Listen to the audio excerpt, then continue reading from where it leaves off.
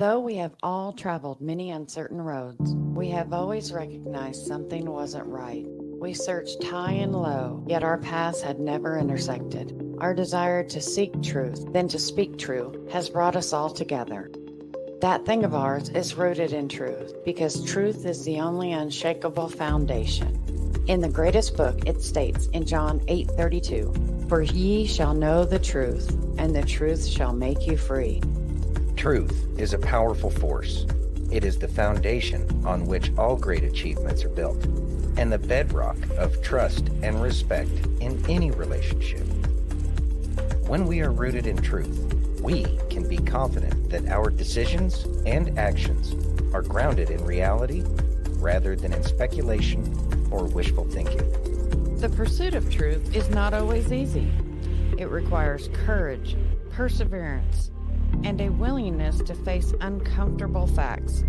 But in the end, the truth is always worth it. It allows us to make better decisions, to build stronger relationships, and to create a more just and equitable world. From politics and world events to entertainment and pop culture, we've got you covered. We'll explore our history and the stories that matter to uncover the truth that lies at the heart of each one. With our fingers on the pulse of the news cycle, we'll provide the insights and analysis you need to stay informed and engaged. As we stay rooted in truth and let the truth guide us in all that we do, let us be willing to listen, to learn, and seek out the facts, even when they challenge our own assumptions or beliefs. Let us never forget that the pursuit of truth is not just an individual endeavor, but a collective one. Only by working together With honesty and integrity, can we build a better future for ourselves And for generations to come. This is That Thing. How's it going, everybody? Thank you for joining us today on this Monday, 4th of November, 2024. I'd like to thank each and every one of you for joining us on Facebook, YouTube, Twitch, X, Rumble, and Pill.net. And if you haven't already, please take a minute and give us that virtual hug. If you're over on YouTube or Rumble, hit that thumbs up. If you're over on pill.net, take that red pill. And if you're over on X, smash that heart. It's Monday. It's Monday. It's Monday. It's been Monday. It's been very Monday. Yeah. Oh, by the way, quick shout out to Agent Smith. Thank you for letting Kay get back on the video. We truly appreciate that. Oh, boy, that was wild. Yeah, I know. Yeah, she dropped out of the show just in case y'all didn't know. Not that y'all see it, but hey, everything went smooth, so we're good. And so Kay's just trying to do a little bit more catch up there. Hope everybody had a great weekend. And yeah, we're excited to get this week started. Yeah. It's gonna be interesting. It But I really have a feeling is. that it's not going to be anywhere near as bad as so many of us have it built up in our head. I think it's going to be a lot more peaceful than we think, but Yeah. we'll see how everything turns out. Let's say hi to the fam. Hi, fam. We got F. Clint in the house. What's up, F. Clint? Got Aaron in the house. What's going on, Aaron? Love you, brother man. Cool. Got shenanigans. Brother Bill in the house. What's up, Bill? Chachi. Hey, Chachi. See you I guys. didn't get a chance to do my chitter chatter I before the know. show this morning. Got little Lunker in the house. What's up, little Lunker? Let's see. what else you got? Watching the weather. Oh. Tonight. Tornado rotation passed Yeah, our northwest of us oldest about an daughter- hour ago. Our Wow. oldest daughter said she's in a tornado warning Warnings. right now. Yeah, they got warnings. hmm There's Yeah. apparently some tornado activity. Yeah. Got Mike in the house. Hey, Mike, thanks for joining, man. Got Steph in the Hey, Steph. house. I hope I Nice. didn't miss anyone. Yeah, I hope not too, because there's a lot going on there. Yeah, I there think you got is. everybody. I think I got everybody. think you If I got- missed you, it's not At on least over on, purpose. on Yeah. Rumble. I know you still got to check over there on Pill.net. Yeah. Well, we had F. Clint over on Pilled. We got Miss Bethany over on Pilled. Bethany Ann. So glad to see Miss Bethany Ann. She's so wonderful and beautiful. Let's see. No light spear yet? No lights. What's going on, light spear? He's been gone for a couple of Yeah, he's like, been for busy. like a week. Yeah, well, it is what it is. Yeah. Oh, Miss Jenny. Jenny! Watch out for the frogs, Jenny. Watch out for the frogs, Jenny. So you want to get ready? Yeah, You let's wanna go ahead get and do this going? because I know it's busy. It is. So this is Jim Jordan talking about the party of censorship. You ready? Yeah. Here we go. Come to you. And I say, Jim, cameras off, phones off. I just want to have a conversation with you. I'm thinking about running for office. Okay. Great. And here's some of the things I would like to have an outlandish campaign to come out, like, hey, build a wall or do this. Not some basic stuff that everybody keeps talking about, repeating, you're like everybody else. I don't want to be Me Too. I want to come out with a new campaign. Right. Okay. So, one, only 2 countries in the world big pharma can advertise in, okay, on TV, mainstream media. You got US and New Zealand. That's one. I'd like to eliminate them from them being able to advertise on national television and allow doctors to do their job to make the prescription instead of them buying TV ads, right? Pfizer paying guys $20 million. The other day I saw John Legend with a Pfizer ad for COVID shot. It's been 4 years. Can you find out how much John Legend got paid for the COVID shot? I know Kelsey got $20 million. I don't know what John Legend, we can probably find that out and see what the number is. But I want to eliminate that. I don't want John Legend telling me to take a COVID shot. No, get out of here. I don't want to watch you. Go play your music. Your music will play at many different weddings. I don't want you to be a doctor coming up telling me why we should take the COVID shot because of you. Okay. So number 1 is big pharma outside of advertising. Yeah. 2 is term limits. I want to run on term limits and I want to get that done. Impossibility. Yeah. 3, I want to run on, we're going to take Fauci down and we're going to investigate everything that happened. Okay. I like that. We're going to find out exactly what happened. Number 4, I want to hold China accountable because everybody's forgotten about what happened with China with the release of the virus. We haven't been able to do that. If there's got to be an element of reparations that they did for the world to stop, for the amount of months that they stopped, the millions of restaurants, jobs that was lost, the $50 million in the hospitality business industry that we lost, the 100,000 restaurants that shut down, whatever the number is, 50 to 100,000. These are family-owned business that were shut down. If I told you one of those 4 I want to run on and add flat taxes to it, tell me which one's the most likely they can get it done to the least likely of getting it done. Well, first of all, the term limits requires a constitutional amendment. So that's a long process to amend our Constitution. So that's tough. The first one was on limiting advertising. Big pharma. Yeah, you may have a chance with that. I think it's difficult, and of course you'd have the pharmaceutical industry, working against you. Yeah, of course. And then going after Fauci, I think the country's with you. Country remembers. I'm certainly with you. I've been going after that guy for. I still remember one time when he was in front of the hearing. I think I asked him this question like 100 times in 5 minutes. When do we get our liberty back? What measure? What metric? What has to happen before Americans get their First Amendment rights back? And he just like it was.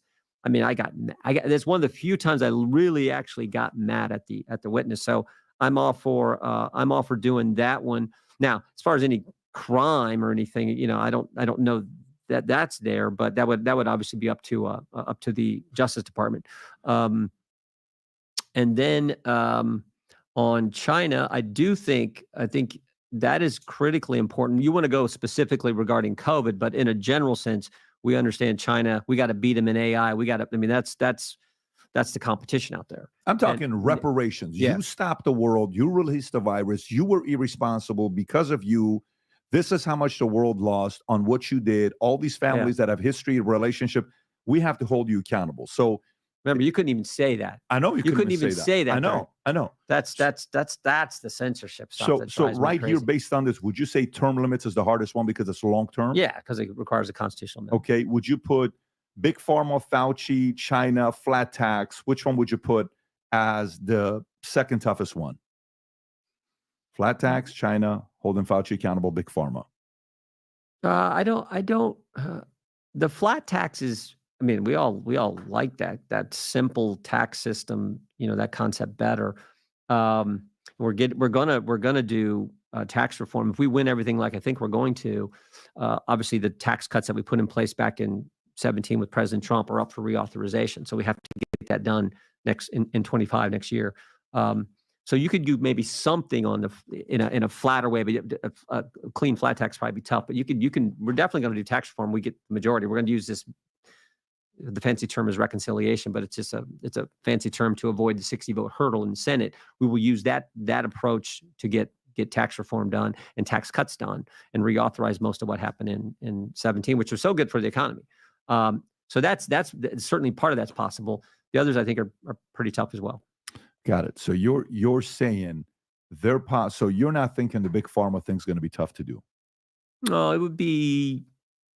I mean, I just know the way the lobbying thing works, and I'm not on the Energy and Commerce Committee. What some of these committees do. I'm on the committees where we're always in a debate and doing an investigation and judiciary and oversight. But the better answer would come from them. But I think there's probably a possibility that happens. Got it. Yeah, but you got to run first. No, I'm not born here, so I can't run. You would have to create some amendments for me to be able to run. Yeah. I don't. Well, you're a citizen, right? I'm a U.S. citizen. Well, of course. So you can run for Congress. You want to run for president? If there was any, like, I'm not, because for me right now, what we're building, we're growing rapidly, business-wise, company. I enjoy capitalism. I enjoy the free market. It's easy to compete. I know if I'm going to lose here, I'm going to win here. This is the dollar amount. It's very transactional. It's easier. Politics. Eric Trump was here last week, and he says in politics, at least in business, you know if you're going to get a better deal or not because there's dollars in it. Both people want to build this hotel.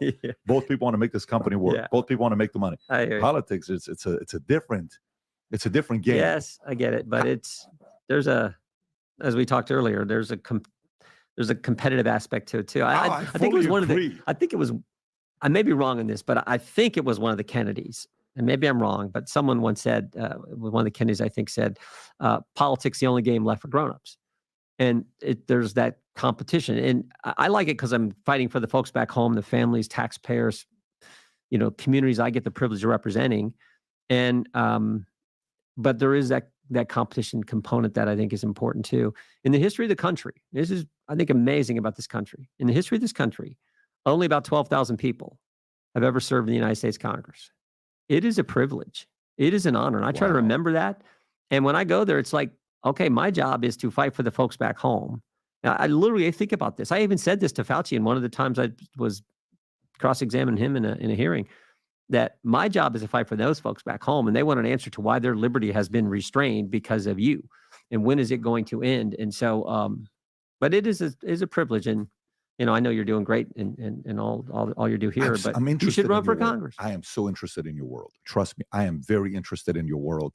A guy like Elon, you see how Elon's being involved right now. So do you think, even at a level from your perspective where you're at, because, you're Congress, you're not going to be around for 2 years, 4 years. You can be around for as long as you want. You can be around for the next 20 years if you wanted. It's purely on you to decide to step away. Who is more powerful in your eyes, a Trump or a Musk? Well, both are extremely powerful. But I mean, President Trump has transformed the party.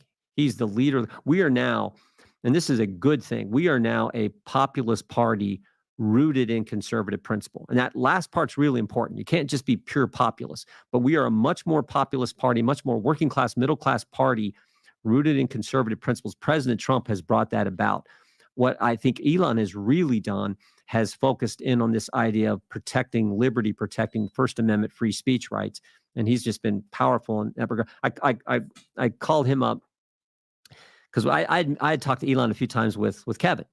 And we had one of those meetings with Kevin. I still remember Elon Musk telling me, he used the term, he said, GARM is harm. And GARM is this, you guys might deal with them, Global Alliance for Responsible Media. And basically they kind of coordinate together to say, oh, you shouldn't advertise your product on this particular podcast, this particular website, this particular platform, because it could be a reputational risk to your brand. And he said that, and basically what they do is they were saying, don't advertise on anything conservative, Breitbart, Federalist, Twitter, don't do that. And I still remember when Elon said GARM is harm. We started investigating, found that it was exactly like he described it. Long story short, because of our investigation, GARM went out of business. They're no longer operating because we felt like it was almost an antitrust violation. That's from the Judiciary Committee's perspective. That's why we looked into them. So, what Elon's done on helping us and RFK Jr. too. By the way, when I talked with RFK Jr. a few weeks back when he endorsed President Trump, I called him up to thank him, and we started laughing because you had him on your show, but I invited him in as a witness. And I told him I invited him, Tulsi, the Schellenberger and Taibbi, the Twitter Files guys. And I told Elon, I probably invited more Democrats in as a witness than any Republican chairman I know. I mean, I said, I took some heat when I invited you in a year and a half ago because, Democrat candidate named Kennedy running for president. But I joked and I said, but we kind of look like geniuses now that this coalition's coming together. But I by the way, in that hearing, now think about this issue in the Democrat Party.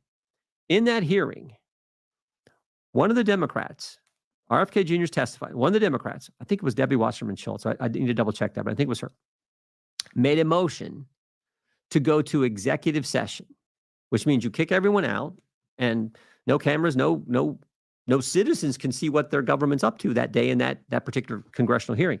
So she made a motion to not let people see what RFK Jr. was going to testify to in a hearing on censorship. Think about that. And I'm like, his name is Kennedy. It's the most well-known name in Democrat politics for the last 3/4 of a century. And Democrats are trying to kick him out, not let anyone hear what he has to say. So you talk about they're the party of censorship. They certainly are. We're the party of defending the First Amendment. It's crazy. But RFK Jr. said something at that hearing that he said when he endorsed President Trump. And I've never forgotten it. And I told him this on the phone. I said, when you testified in the hearing, you said, when you look at history, it is never the good guys who are for censorship. It is always the bad guys. And that is so true. And I think Americans are seeing through this. And this is there was a survey last week where number 1 issue is inflation, number 2 issue, First Amendment, protecting the First Amendment. Ahead of the border, ahead of other issues. I saw that. And I was like, holy cow. That. Yeah, that's amazing. I saw that. So Elon even tweeted that out to show what the number was about. We talked about it on the podcast. You're going to think I'm crazy when I tell you this, but the last 13 and a half years, I've been working on my... There's a lot going on there. Thoughts? Well, it's nothing really new or exciting in terms of information, but the Democratic Party is definitely the party of censorship and silencing people. And that is something that definitely needs to be taken care of. Of course, the guy went over the whole what is it? Oh my God, term limits. And I think people who've been watching for a while, they all know without a doubt that I am not a fan of term limits whatsoever, because it's some of the people who've been around for a long time are the very people who saved our biscuits in all of this, making sure that they were, like him right there. He was the one that was going up against Fauci. And Fauci, I know I didn't really hear much of an answer about Fauci and stuff like that, but I think that that's because there's a different thing going on with Anthony Fauci in terms of the crimes against humanity that he committed in forcing people to get this experimental jab without the people actually understanding that is, oh, hey, Carol, thanks for joining. Anyways, I think that that's why he wasn't really talking about Fauci a whole lot there. But there's, some great, great kind of idea as about how things kind of go on in the background. Mike says, Jim Jordan talks a good game, but he never does anything. He's has done 100 investigations and never locked anyone up.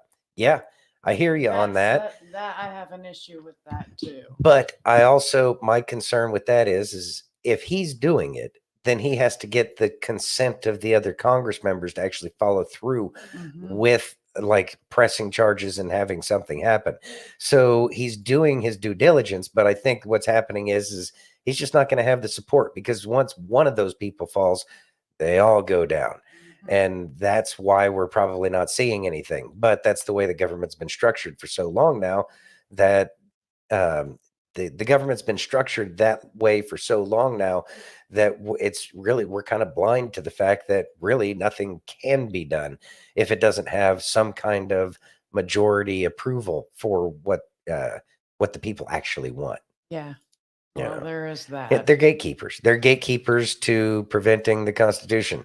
But there's a few out there who are really trying the best they can to make sure that we have a chance. Exactly. Jenny says he has spoken up a lot, though. He has spoken up a lot. But one of the issues I have with Jim Jordan, other than what Mike says, is that he talks a good game, but nothing's ever happened, is he's also one of the congressmen that is a dual citizen with Israel. So I have an issue with that. Wow. Okay. Yeah. So how about some sassy? Yeah, let's do some sassy. Earmuffs. Earmuffs. Let's go. Yep. Liberals in the motherfucking wild. Your TDS is terminal. Trump sign in a Democratic city. How are you today? I'm great, you fucking cunt. How are you? You live in this neighborhood? Doesn't matter. Trader Joe Dirt, giving Timo Tiger King. If liberals were dogs, they'd be chihuahuas. Ain't nothing threatening about them, they just don't shut up. Do you have jaundice or something? Do you have jaundice? Is wild. Anyway, mess bad. Never vandalize shit. A road sign, not a political sign, not somebody's home, not shit. Be a liberal safe space. Your bitch ass feelings, plus the bubble of your delusions. But I ain't never gonna fuck with your shit. Y'all the crust in the carpet. Ain't no other way to say it. Y'all the party of pathetic. Another Karen got caught stealing the Trump sign. You can't just leave something on public property. Takes it. New liberal recipe. Hot and ready victimhood. Just add Karen and water, they cook themselves. Would love to argue with you. Look it up, please. Because I have somewhere to be in 10 minutes. She didn't have nowhere to be when she was stealing that Trump sign. You go put that sign back, I will delete this video. You think bro deleted the video? Cameraman lies. See you in court. If you do not, we'll see you in court. Just simple as that. No other words needed. I don't feel comfortable. Oh, look out. Somebody in a safe space. Nobody's comfortable when they're caught stealing. But you just committed a crime, and you will go to court, and the judge will decide whether you pay the fine or go to jail. What's the fine you said? The fine is $2,500 or a year Think about it. You know how deranged you got to be to think $2,500. Can I afford that, or should I put the sign back? You can put it back. If you put it back, I delete the video. No more. I got that liberal radar. Libdar. Fanny pack and fingernail. Flannel's just fuckery. Be taken against you. With your day today? Sign back or delete it back. This is what you're doing with your day today? You stealing Trump signs. What are you doing with your day, sir? I'm stealing Trump signs. And you go questions. The audacity of the Timo thief. What the fuck is wrong with these people? Fuck! Props to the creator, Libs of Chicago. I'd do without content before I dealt with these people. I ain't never been as thankful to live in a red state. Thoughts? So people stealing Trump signs, and then they're going to like try some gaslighting. It's so weak, but it just shows exactly who they are. That's what they do. It's not all of them, not by any stretch of the imagination. But yeah, they definitely have a lot more of those wackadoodles, because I haven't seen any videos or heard too much of Trump supporters like destroying Harry Balls signs, even though it like practically writes itself. But nobody's really defacing it that much, other than the usual graffiti that's on political signs, you know. Although I will say that there is one of those political graffitiists that has put handlebar mustache on every picture. Exactly. Mildly amusing. Yeah, it is childish. They are childish. They just never grew up. Yeah. And they're probably managing something. Yeah. Yeah. Chachi says that neighborhood in Chicago is full of those lib hipster assholes. I mean, when they congregate together and they get their, little echo chamber that they're in, they feel that they're justified in doing the things that they're doing. And the press is very much to blame for that too. I look forward to the press being held accountable and actually having to pay for the rights to be broadcasting on the air the way they do. Yeah, exactly. But how did it end? Yeah, well, it ended up you saw that these people got caught and they're clowns. That's I think all the closure you're going to get on that one. Closure. Yeah, I think that's all the closure you're going to get. Hey, Hope. Oh my That's funny. goodness. Let's see. Chachi says he put it back, but it was all bent It's up. all bent up. Yeah, exactly. That's hilarious. All right. How about some Doc? You Yeah, ready? we could go for some Doc. Doc's fun. Let's do it. All right. So Donald Trump baited the shit out of Kamala and the Democrats, and they fell hard for that shit. I mean, Trump broke these people. I mean, just threw a wrench into their works, and it worked. Tony Hinchcliffe was the bait, and they bit hard. The second that we saw Tony Hinchcliffe walk out on stage, we knew right then and there, this is the bait. Everybody knows who Tony Hinchcliffe is. He's a fucking epic comedian. Okay? Nobody is safe. Okay? Everybody's fair game. This guy has no filter whatsoever. And it's funny. It's funny as shit. Most people laughed. Actually, everybody there laughed. Now, we knew it was going to be good, but we didn't know it was going to be this good. When I say Kamala and her supporters fell hard for this shit, AOC and Tim Walz stopped everything they were doing just to host a podcast, trying to pick apart everything Tony Hinchcliffe said and then tried to fact check. And then tried to fact check jokes. It was precious. They fell hard for that shit. The propaganda machines are working double time. The favorite line with this is, there's a time or place. That wasn't a time or place for anything like that. There, what he said about Puerto Rico. How do any of those people find it funny? Today it's us. Tomorrow it'll be you. What makes this even funnier, and what totally discredits them, is these are the very same people that have strong hatred for the Jewish nation. Just another example of leftist hypocrisy. Trump, on the other hand, hell, he's laughing his ass off. And they're trying so hard to cancel Tony Hinchcliffe, and it's just not working. They're only making him more famous.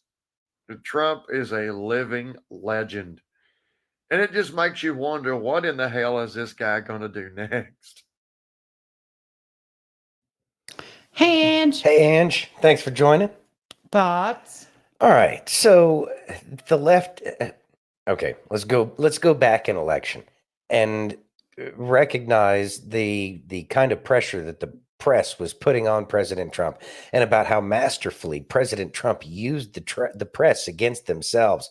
And this entire time, it's been a masterclass on how to deal with the press and get good press, even though they're hostile towards you, and to make sure that people are seeing your perspective despite the narrative that's being put out. So Trump, being Trump, is going to troll the left every opportunity he gets. So is it a surprise that they put a comedian up there? And we know he's going to say some edgy stuff because, well, that's what comedians do. And then they're going to try to fact check the comedy. I mean, they fact check everything. They're a bunch of like humorless clowns. It's like a bunch of sad clowns over there. Can y'all be happy clowns for a change on the left? I'd appreciate that. That'd be amazing. But no. Well, maybe they'll get their humor back. Make humor great again. Exactly. So Aaron just texted us this, so I'm Thank you, Aaron. Throw this up. Can you read that, please? Oh yeah, I saw this earlier. Elon Musk posted a tweet, I guess, an X, whatever. A post. Is what it's called. An X post, and it is John Podesta's friend who debunked Pizzagate has been arrested for graping toddlers. Slade Somer, editor-in-chief of the Recount, or at the Recount, and friend of former Hillary Clinton campaign chair John Podesta, was arrested last month for graping multiple toddlers and babies. Thoughts? Other than throw up? Okay, so I'm going to stick with the good news here is he's not on the street anymore. Yeah. The side note to that is that he's probably another piece of the puzzle. We're watching this puzzle get put together piece by piece. Slowly but surely it's happening. And so these are the things we already know because we have done the research, because we see everything that's been going on. We understand that these people are out there. But the thing is this exposure still has to occur. And there's going to be a lot of people that just didn't hit too many of our radar because, one, we're not investigators investigating. We are, I guess, technically anons, right? We are random people across the United States, citizens who care about what's going on. And we've done research and that information has gotten out there. There's going to be a lot more information. And this information is going to start coming out. And the psychological operations campaign on both sides is really kicking in, because we saw the whole, I don't know if y'all have seen it or not, but the Epstein tape supposedly talking about Trump. And so, like, these are the games that are going to be played. Chachi says, that's an old story, though, ain't it? Makes its rounds again. I did not know about that one, to tell you the truth, Chachi. Oh, his name has been in a few deltas lately. Oh, why didn't I see that? Okay, because I've been, okay, well, apparently I'm failing miserably. All right. Well, good to know. I mean, the fact that Elon posted it today, that it's got to say something. Well, it is saying something. I mean, there's a couple of things, and yeah, I didn't get a chance to get through all of the Twitter posts that are on the deltas today either. I agree, Renee. Let's see. Renee says, hope to hear soon the other inmates returned his actions. Yeah. I'm sure that those kinds of things will be happening. Mm-hmm. We shouldn't wish ill on other people. And we have done a lot on Allie Carter. There we go.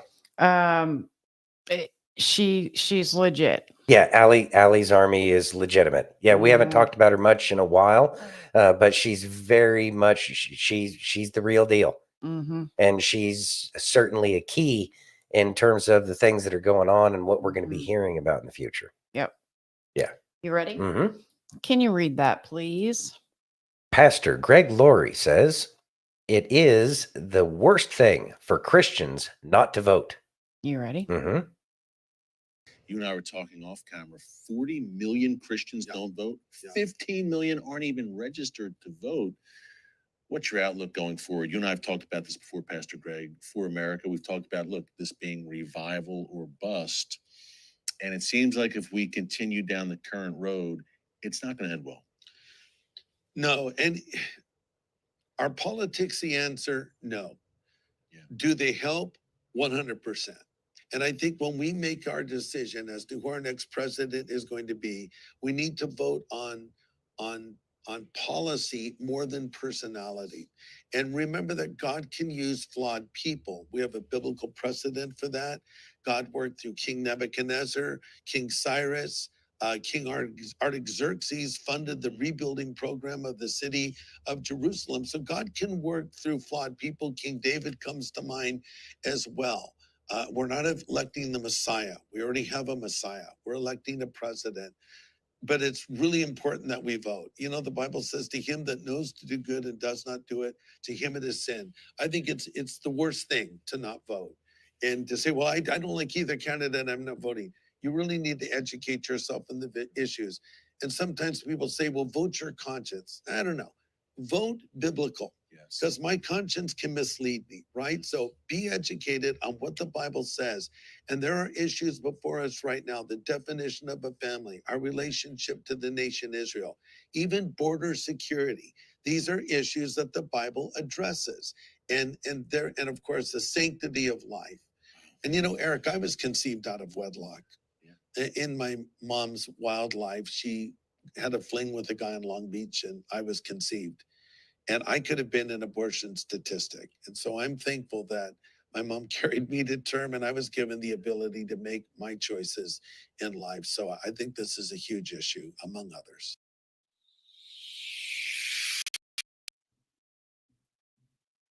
Thoughts? I don't understand the concept of not voting. Like it's our right. It's actually our responsibility. Why would, I mean, yes, we don't put our faith in men. No, but not by any far stretch of the imagination. But at the same time, if we are given an opportunity to have a say and we don't take it, then I'm sure that he's not going to be pleased with that either. I can't speak for what God's, thoughts and feelings are on the whole thing. But I think that if God gives you an opportunity to say something and you choose not to exercise your voice, isn't that like not using your talents? Isn't that like burying your talents? Mm-hmm. I mean, that's how I would see it. So I think that it would be imperative that you get out there and vote. And maybe people feel like, oh, they're all the same. I understand that. Why are you on the fence? Because it's your responsibility to get the information you need to be able to make the decision that you want to make. And so if you don't have all the information that you need, then that means that you're not trying. I mean, I don't know. Maybe I'm wrong here, but at the same time, I think that we do need to get out to vote. I think it is, again, our responsibility. And if we don't keep up with our responsibilities, i.e., being active participants in a participatory government, then what exactly are you? Yeah.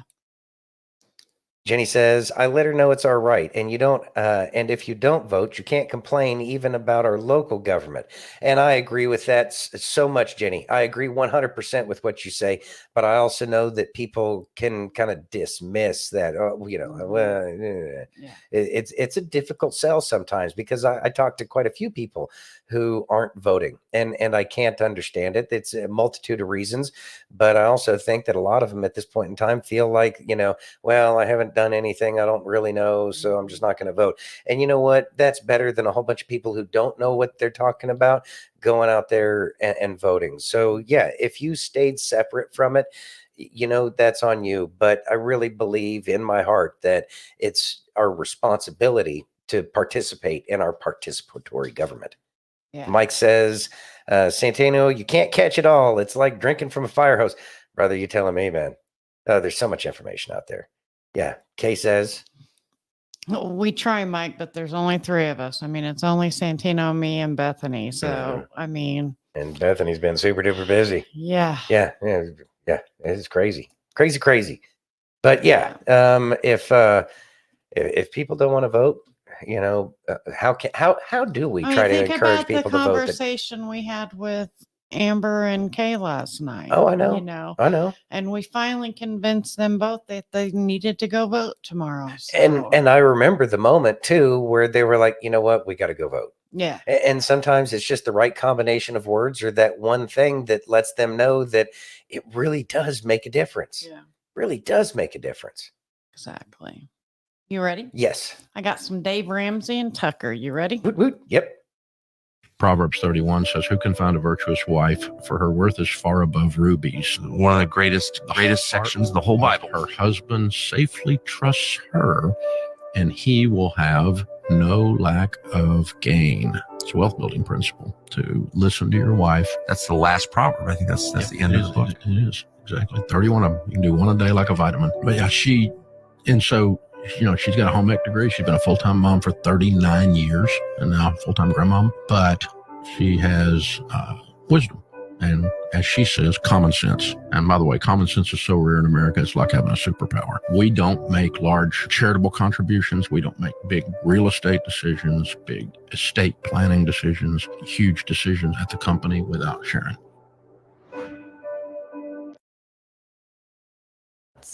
Thoughts?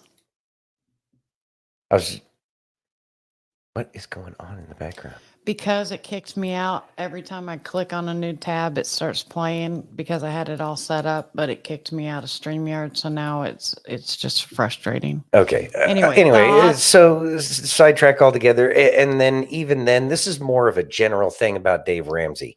I'm going to say personally, Dave Ramsey has been an instrumental part in my finally turning around and finding God. And his talking about biblical principles and how they relate to financial peace is one of the things that really got me thinking.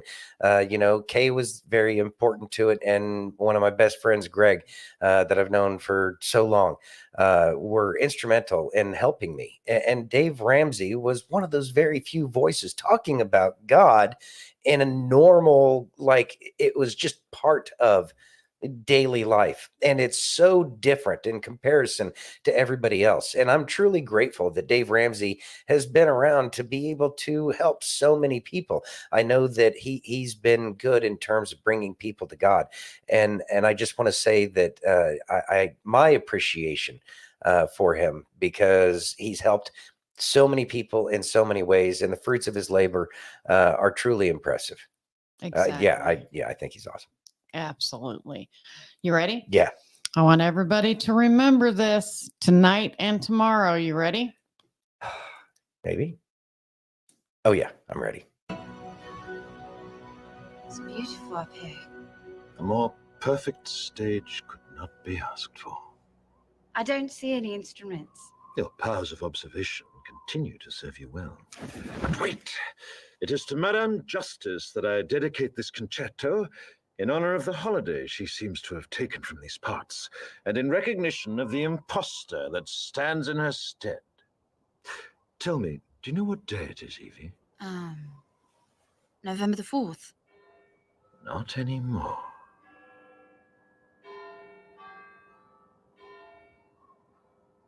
Remember the 5th of November, the gunpowder, treason, and plot. I know of no reason why the gunpowder treason should ever be forgot. First, the overture. Yes, the strings. Listen carefully, can you hear it? Now the brass. I can hear it.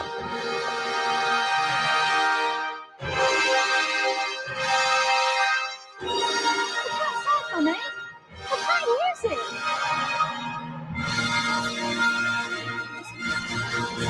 How did you do that? Wait, here comes the crescendo.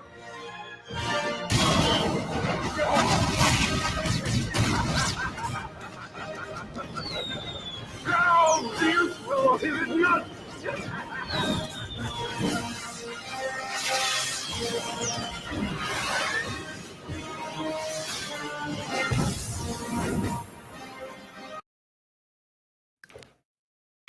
Get all excited. All right. So a lot going on there. So it starts out on the 4th and begins on the 5th, right? This has been alluded to so many times in Q. And there's so much going on there. You know, the overture of 1812, think of the War of 1812, where Britain tried to take us back over, but they managed not to. Talking about the gunpowder plot and what that meant in the United Kingdom. But then again, all of the speeches that are made in that movie as well. As we approach the 5th of November and election time comes around, we see all of the things kind of coming together all at once right now.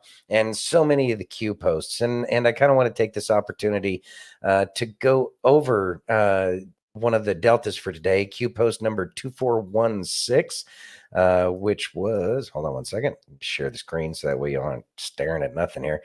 On November 4th, 2018, panic in DC. If you witness members of Antifa or any other people or organizations stationed at key voter locations making threats or attempting to use scare tactics, voter intimidation, please contact local authorities immediately and report the incident or incidents.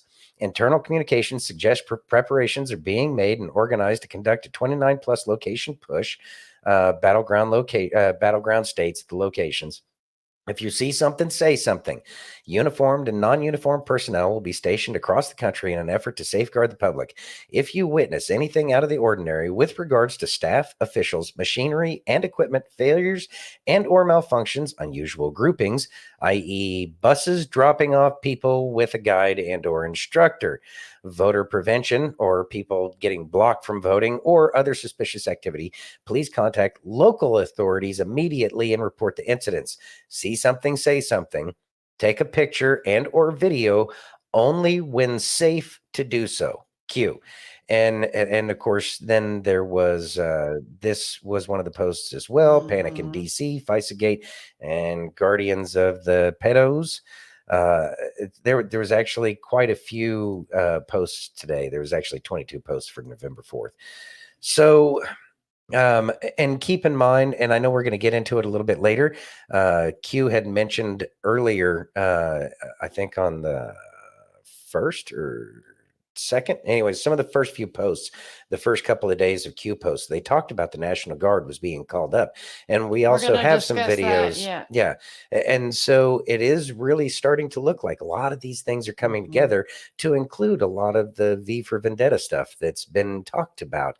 Also in that part of the movie, they talk about the emergency broadcast system, which is one of the things that Q has been talking about, but have faith and confidence chance, and maybe rewatch the movie if you need to, or at least, just find parts on YouTube or one of the places where those movies are, or where that movie is located, just to kind of refresh your memory about the things that are going on.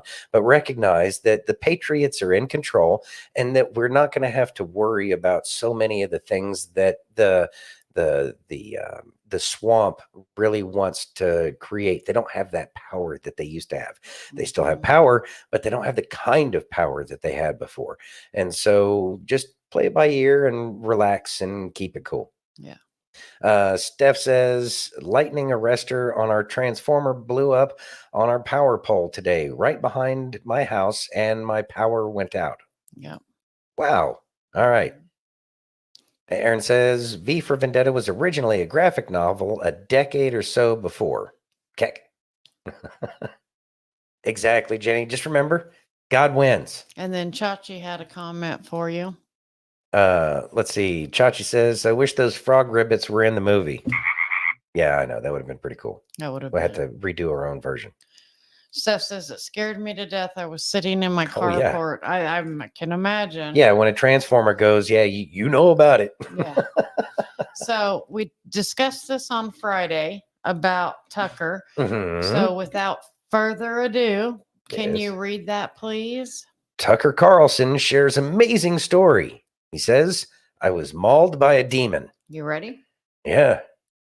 Do you think the presence of evil is kickstarting people to wonder about the good? That's what happened to me. That's what happened to you? Oh, yeah. I had a direct experience with it. In the milieu of journalism, or just... Nope, in my bed at night, and I got attacked while I was asleep with my wife and 4 dogs in the bed and mauled. Physically mauled. In a spiritual attack by a demon? Yeah, by a demon. Or by something unseen that left... Is that right? Claw marks on my sides, on my... So it left physical marks? Oh, they're still there. Yeah. Year and a half ago. Was your wife terrified? I know you were. I wasn't. I was totally confused. I woke up and couldn't breathe, and I thought I was going to suffocate, and I walked around outside, and then I walked in, and my wife and dogs had not woken up, and they're very light sleepers. And then I had these terrible pains on my rib cage and on my shoulder, and I was just in my boxer shorts, and I went and flipped on the light in the bathroom, and I had 4 claw marks on either side underneath my arms and on my left shoulder, and they're bleeding. Wait, they were bleeding? They're bleeding, yeah. No, they're actual claw marks. And I sleep on my side, so I wasn't clawing myself. I don't have long nails. And they didn't fit my hands anyway. But yeah, that happened. So I'm not from a world where things like that happen. I never heard of anything like that happening before. I had no idea what that was. I knew it was spiritual immediately. You did? Okay, that was going to be my question. Yeah. I don't understand to this day. I'm not going to put it. You didn't try to refute the spiritual part in your own mind. You went right into the... Well, it didn't make any sense, and it doesn't now. But I'm not from a, what do they call it, faith tradition that talks about things like that or even acknowledges their existence. Like, there's nothing like that. I've never heard anybody say anything like that in my whole life. What was the next day like? Well, the next morning I woke up and I thought that was the weirdest dream I've ever had. And then I saw blood on my sheets, and I realized that was not a dream at all. I called my assistant, who was like the only evangelical Christian I know, well enough to call with something bizarre like that, totally bizarre like that. And she said, oh yeah, no, that happens. Yeah, people are attacked in their bed by demons. What? What are you even talking about? Yeah. So, I mean, I'm not leaving anything out, and I'm not pretending to understand that. I can only say what happened to me, and that did happen to me, and then I was seized with this very intense desire to read the Bible, which I then started without any study aids or anything. I bought a Bible that didn't have any. I'm not interested in editorializing in the Bible. I just want to read it and see what's in there myself. I have very low levels of trust for Christian pastors, most of whom, I'm just not a fan at all. And sorry to say that, but that's how I feel. And so I don't want to hear other people's opinions. I just want to see what's in there. And so I spent 1.5 years reading it, and then I started rereading it. And it was just a transformative experience for me, but I'm not, holding myself out as someone from whom you could get theological advice, because I'm not. Of course. I don't know. I don't understand any of it, but yeah, that happened. God allowed the demon? I have no idea what happened. All I know is I was dead asleep with my wife and dogs, and I woke up with claw marks on my rib cage underneath my arms, and it didn't even make sense. My arms would, anyway, whatever. No one has to believe me. I don't care. But that happened to me, and so I just was like, wow, that's real. Whatever that is, I'm even not sure what it is. It's very real. And so then that presence of that evil launches something.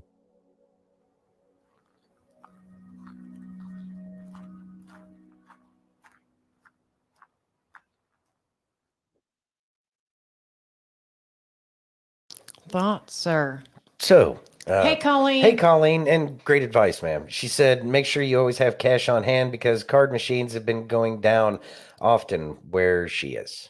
Yeah. Thank you for, that's good information. Yeah, bless his heart. Demons are real. Yes, ma'am. God wanted him to come to the cross.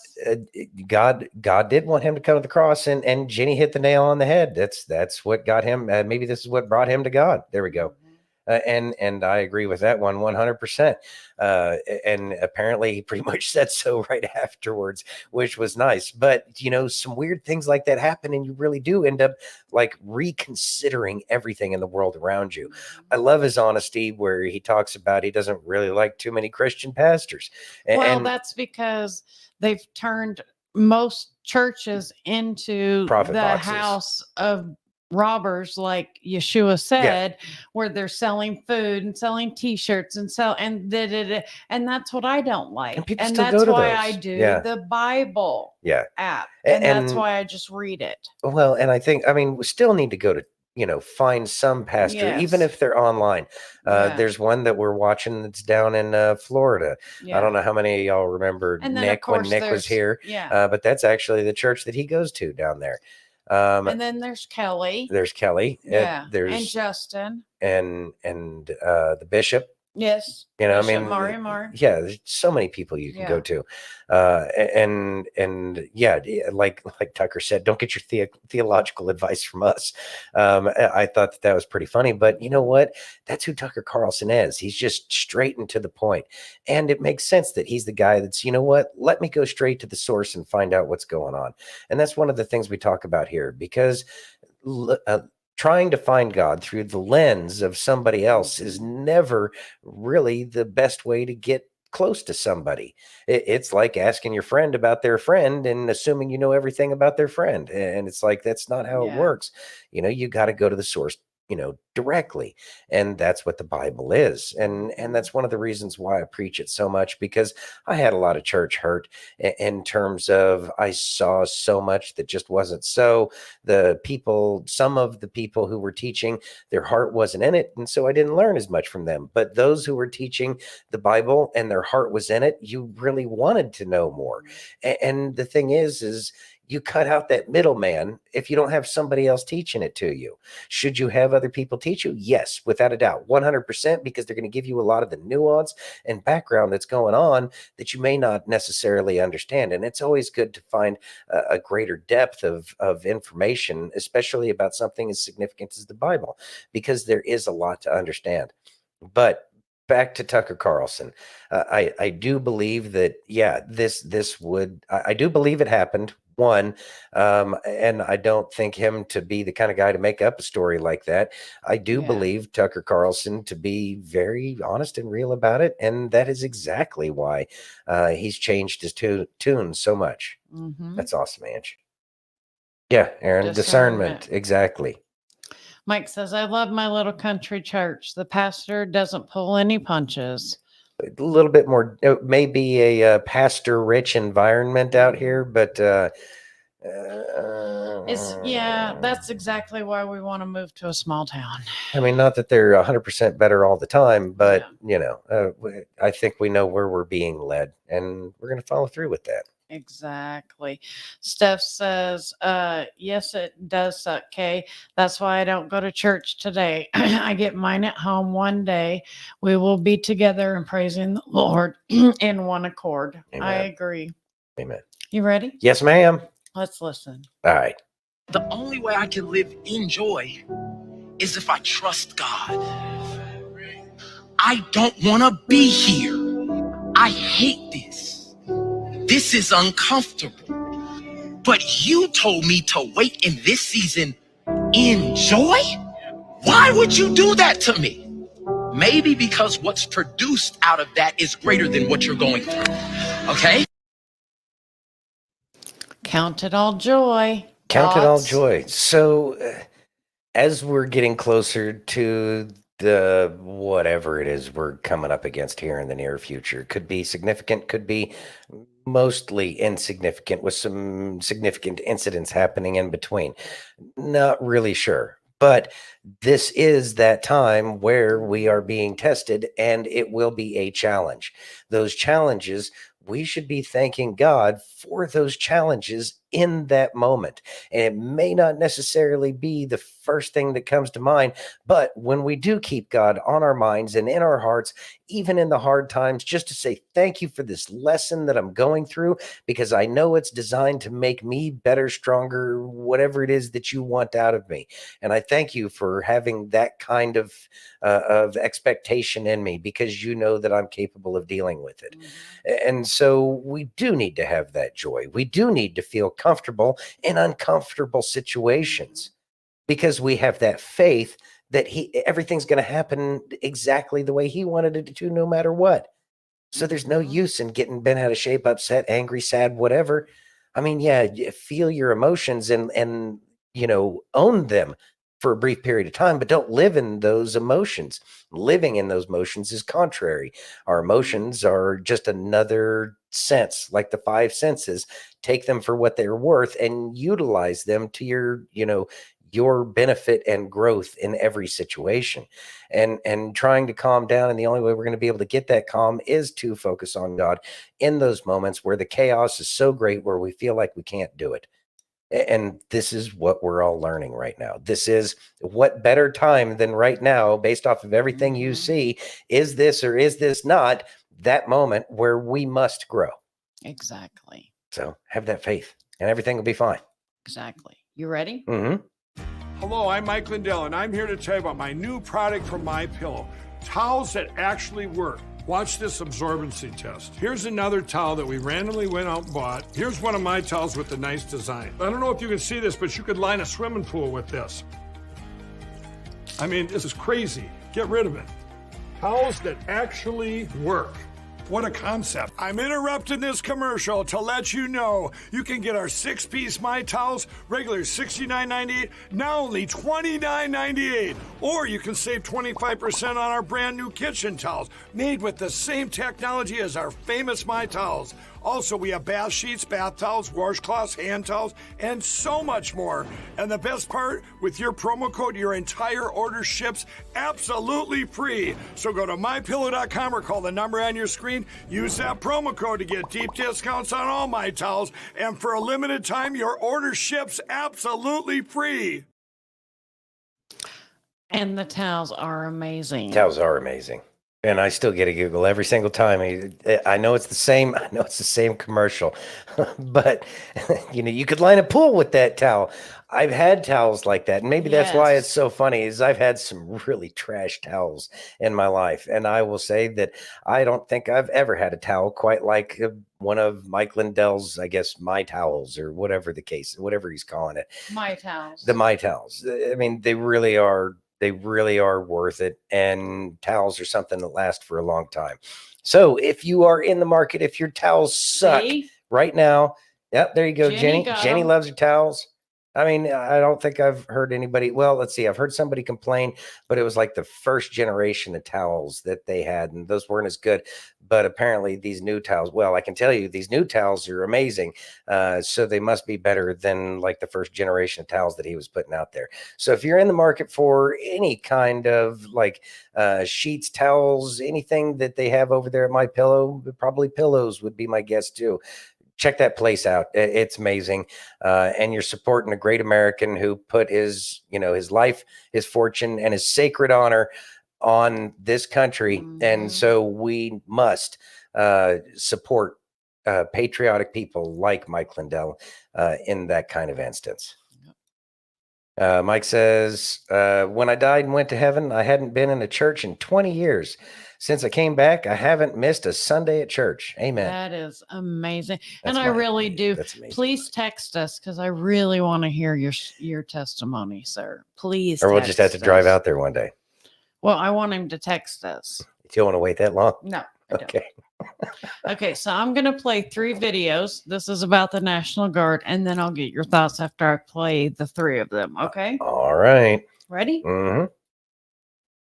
The National Guard has been activated in Washington State. Washington State Governor Jay Inslee has said that it wants the National Guard on standby from November 4th to November 7th, just after midnight, in an effort to support law enforcement and the Washington State Patrol. I think the Washington State governor has forgotten that everybody in his state is way too stoned to riot. I'm not sure what the concern is. I'm from the Pacific Northwest. I can make that joke. Now, there have been reports of ballot boxes being burned in Oregon. 2 instances, I believe, where incendiary devices were placed in ballot boxes.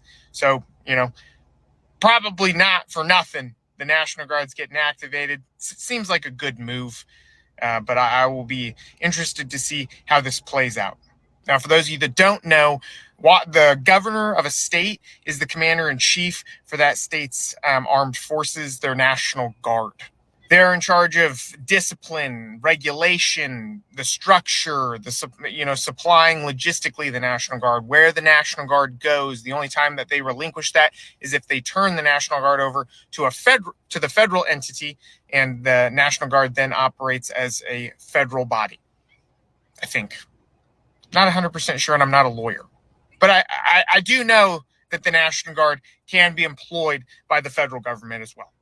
I'll be curious to see if they're needed. Maybe their presence can have a calming effect, a peacekeeping effect on individuals during election week.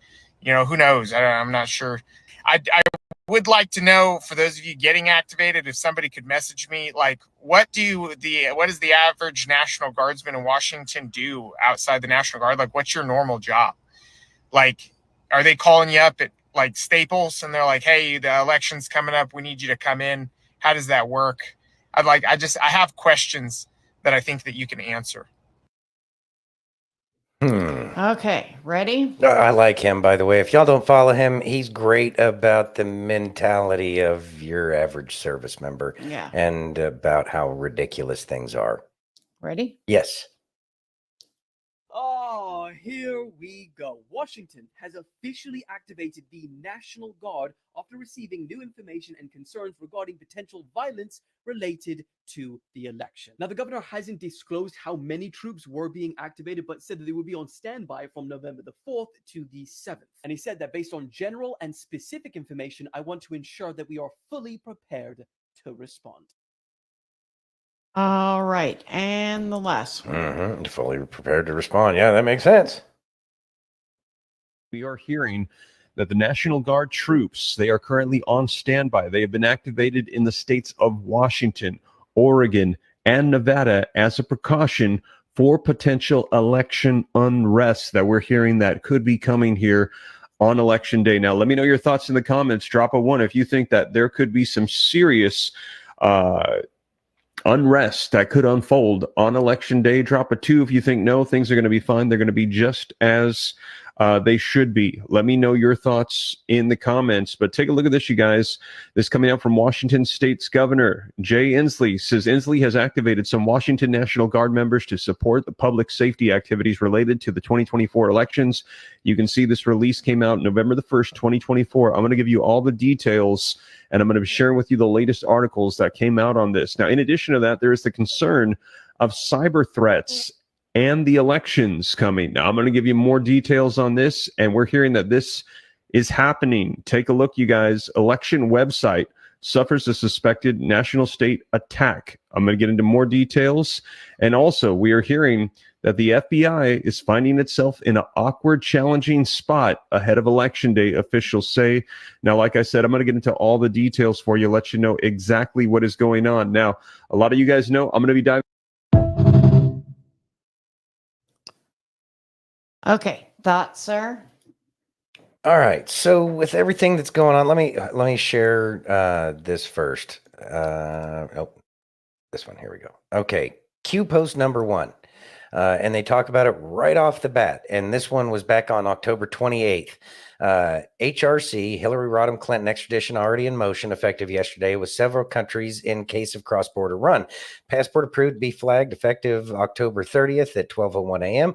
Expect massive riots organized in defiance and others fleeing the U.S. to occur. U.S. Marshals will conduct the operation while National Guard is activated. Proof check. Locate a National Guard member and ask if activated for duty 10:30 across most cities. A lot of this stuff may be transparent to us, but things have changed so much since those Q posts were written. That was Q post number 1, if I got it right. Yeah. So the National Guard being activated at this point in time, what that's really telling us is that while the National Guard is activated, while these things are going on, because I've heard that the National Guard is activated in 3 different states, Nevada being one of them. And so they will make sure that the peace is kept. But while that's going on, keep in mind how the left has done everything. They give you this big problem over here. Meanwhile, on the other hand, they're doing something in the background. And I think that that's kind of what's going to be happening. They're expecting a lot of Antifa kind of things to be popping up because they want to create that hate and discontent, the just general mayhem. But the National Guard will take care of that. Meanwhile, the marshals will be taking care of the people who are going to be trying to run. I do believe that that's kind of, it was kind of written a little bit backwards, but at the same time, I do believe that that's kind of what's going to be going on. So we can expect the military to be coming about, especially as we see more and more unrest. Nothing is really happening as of yet, except for a couple of incendiaries thrown in ballot boxes, which is a crime. I'm not trying to diminish that by any means, but what I am saying is in the grand scheme of things, in terms of the mayhem that they've created all over this country over the past however many years, that will be kind of the cover for allowing all these other things to happen. But I think it's going to be pretty tame in comparison to what they want it to be. Yeah. Hey, Dad. He says, I am confused. I figured the only reason they need the National Guard would be if they tell us that Kamala won the election. I can't imagine the left rioting because Trump wins, but I've been surprised before. Oh, the left will riot. We are expecting the left to do some rioting, but I don't know how extensive it's going to be because they don't have the Antifa support that they had before. Right. Yeah. And Steph, I know you've heard people say that Kamala's going to win, but if you go out and do some research, which I've done a lot today, Trump is so far ahead, even in Nevada. Well, okay.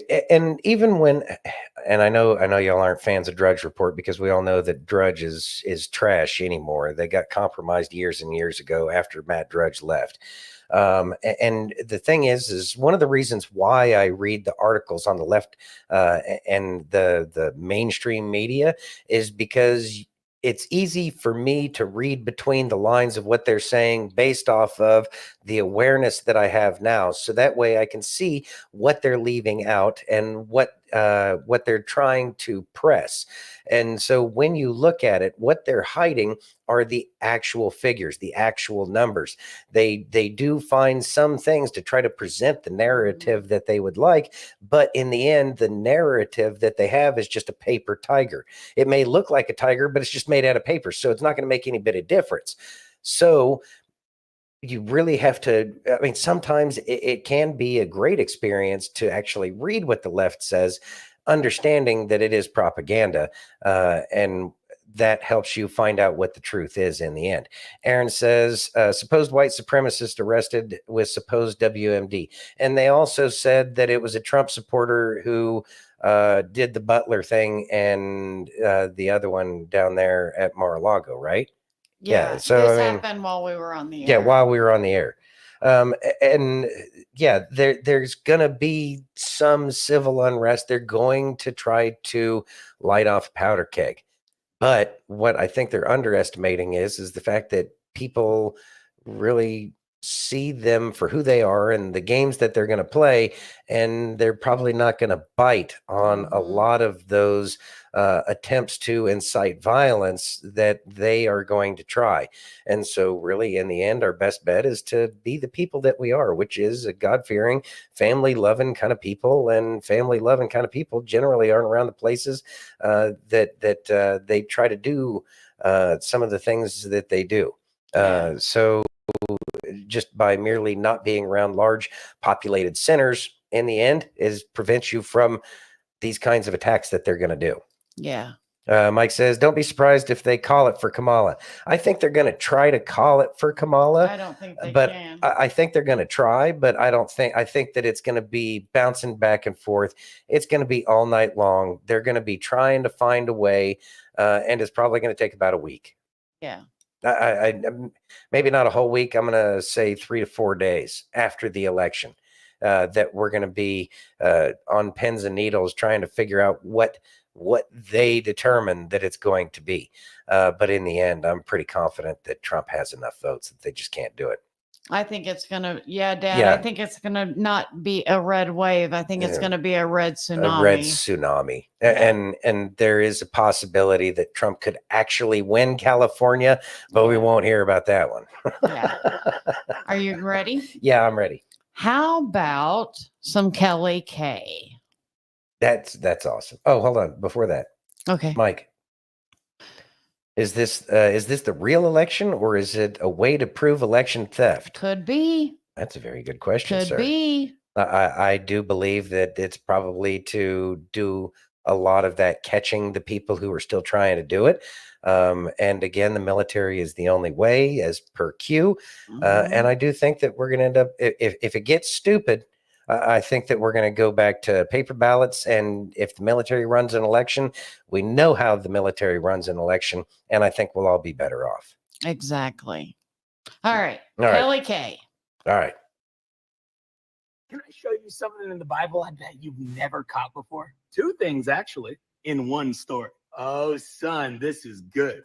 You remember the story of Legion, right? He was the guy who was so demon-possessed, the Bible said he had a legion of demons living inside of him. So here you got Jesus and his disciples preaching to 5,000 people, but then they all go get in a boat, leave the 5,000, risk their lives in the middle of a brutal storm to end up at a cemetery in Decapolis. Decapolis means 10 cities. Now, Decapolis is only mentioned twice, and this is the first time. That's going to be important. So they get to Decapolis, and they see this man with a legion of demons. He is so demon-possessed that the townspeople chained him to the cemetery. And you thought you had it bad in your town. Now, as soon as Jesus gets here and they see this man, the demons recognize Jesus right away. And the demons start to beg Jesus not to torture them. The Bible says the demons beg Jesus not to send them out of the area. Instead, cast us into that herd of pigs, they said. Let us enter the pigs, the demons asked Jesus. Now, let me be honest for a minute. When I was reading this story and I got to this part, I started to laugh. You demons are ridiculous. You think Jesus is actually going to do a favor for you? Jesus won't do a favor for you. He's casting you back to hell where you came from,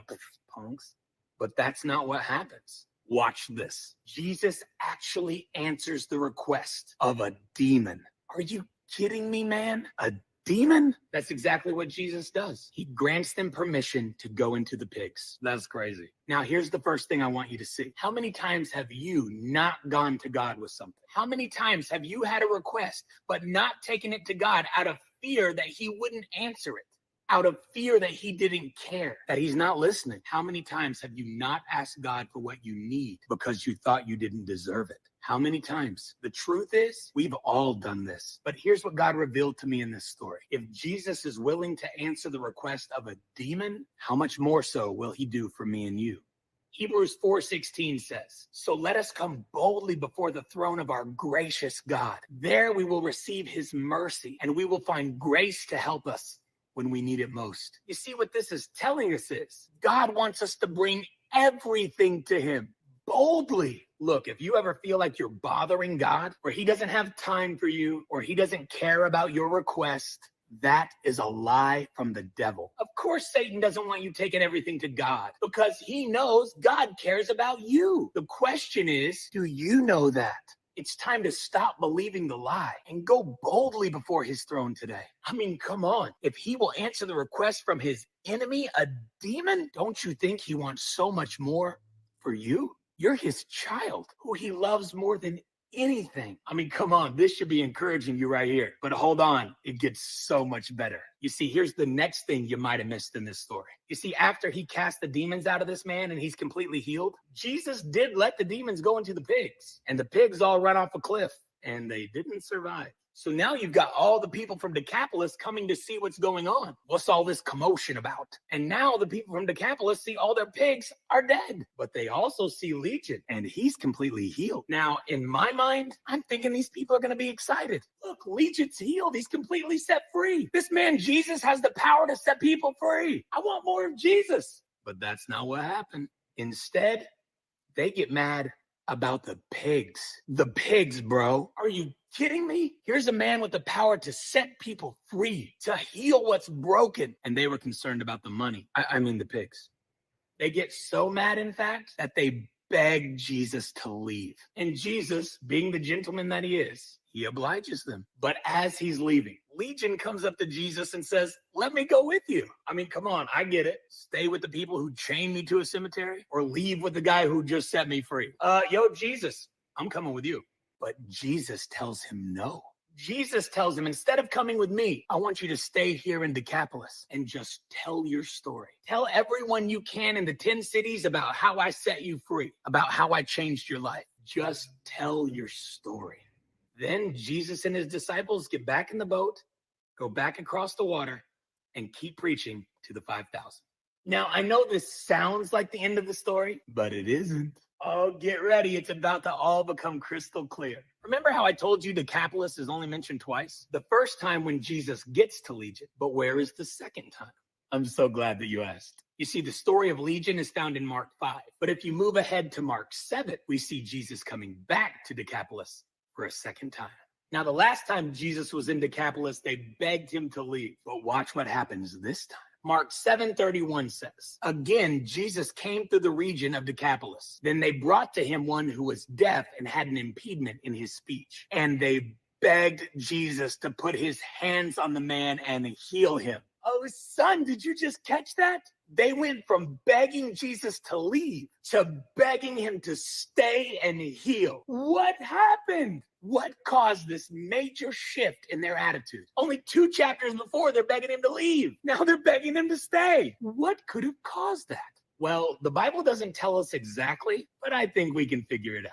What happened was Legion did exactly what Jesus told him to do. Jesus told Legion, stay here and tell your story. And I'm guessing that's exactly what he did. I mean, I'm sure every chance he got, he told the story about how Jesus set him free. Because when you've lived a life in bondage and you find out about Jesus and he sets you free, all you're going to want to do is talk about it too. That's why I'm talking to you. And I'm also guessing that people saw Legion. They could see the change in his life. They knew that had to come from something besides him. So now when Jesus comes back and they hear that the guy who healed Legion is now back, oh, get ready. They want what Legion had, an encounter with Jesus. Oh, please don't miss how big this is. Jesus left preaching to 5,000 people to go through a life-threatening storm to heal one man and then leave. Why would Jesus do that? Because he understands the power of one. One man's life being radically changed by Jesus led to 10 cities being radically changed by Jesus. Please hear me, my friends. If you think your story of how Jesus changed you is of no importance, you are sadly mistaken. Don't you dare ever think for even a second, who am I? How can I help anyone? I'm just one person. I don't have a huge following. People don't know who I am. It doesn't matter. The truth is, the Bible tells us we overcome by the blood of the Lamb. That's what Jesus did. And the word of our testimony. That's your story. Jesus was willing to leave 5,000 for one because a revolution involves many, but it always starts with one. So let me encourage you today. Go to Jesus boldly with whatever request you have. He loves you. And don't ever feel like your story doesn't hold any weight. If Jesus changed your life, your story is one of the most powerful weapons you have. Start using it. But also, never neglect the one. You know, the one that you think is too far gone. The one you think would never accept Jesus. Go to the one. Jesus did, because he sees the value in every person, and we should too. I mean, you never know. You may be the one to start a new revolution or revival for Jesus by telling your story to the other one. I mean, I guess we won't know unless we try. So go try. Tell your story of how Jesus changed your life to anyone you can, and watch what happens. You won't be disappointed. And think about that for a minute. And that's why I tell my story. Thoughts. That's why we tell our story. I'm sure that's why each and every one of you tells your story, that your life has changed significantly because of the changes that happened in your life after you came to God. Exactly. It's really a simple concept, and it's incumbent upon each and every one of us to make sure that our story is told, that we're going out there and we're doing the things that we feel led to do. And telling our story more often than not has a potential to a great potential to help somebody else come to God. The thing is when people see that other people, like they may see that you have your life together and that you seem to be happy and this and that and the other thing, despite everything that's going on, they want to know why. How can you be this calm and cool? Well, you know what? I found God. You know, I used to be like you. I used to not really believe. I believed that there was a deity and that, you know, he was kind of just in the background, not really paying attention, you know, whatever. And, you know, who knows? I didn't really have an idea. I believed in some kind of a God, but I didn't really believe the stuff that I had heard up to that point in time. And my life showed. Right. And then I came to God. A lot of things have changed. Things have gotten so many better. And the things that used to upset me as much, or the things that used to upset me don't upset me as much as they used to. Or I have a lot more ability to persevere through the trials. And boy, do I tell you, let me tell you, there's a lot of times where it's like, oh God, I don't know how I'm going to get through this, but you know, I'm just going to sit here and talk to you so that way I don't say anything dumb. And sometimes it takes every ounce of your being. But these are the things that make a difference in my life. And I know that each and every one of you probably has a similar kind of story. And when we tell that story, and since it's our story, it's personal and we speak from the heart. And when we speak from the heart, people want to listen. And when people are listening to your story about your journey of faith to God, other people are more likely to listen because you're happy about it and you're honest about it. It's being true. It's being true about yourself and your life and your experience. And that truth is what truly resonates, especially in a world where most people don't even know what truth is. Exactly. Dad texted he had to bounce out of the show. all He's right. got storms too. Apparently, between Oklahoma and Texas, there's some crazy, There's crazy storms stuff going on. There you are. There we go. Yeah. All right, Dad. I love you. Thanks for Yeah. stopping by. I love you, Dad. Stay Be safe. We miss you. I love you. Okay. All right. Are you ready? Yes. Now, I love him. I've been friends with him on TikTok for a long time. Can you read this, please? Liberal logic properly explained in 73 seconds. Ready? Yeah. I want to make sure I got this correct. You hate white men unless they're gay. You love black people unless they're conservative. You're for illegal immigration as long as they don't come into your home. You want to ban guns, but you want the government to still have theirs. You hate capitalism, but you expect these corporations to change their logo for Pride Month.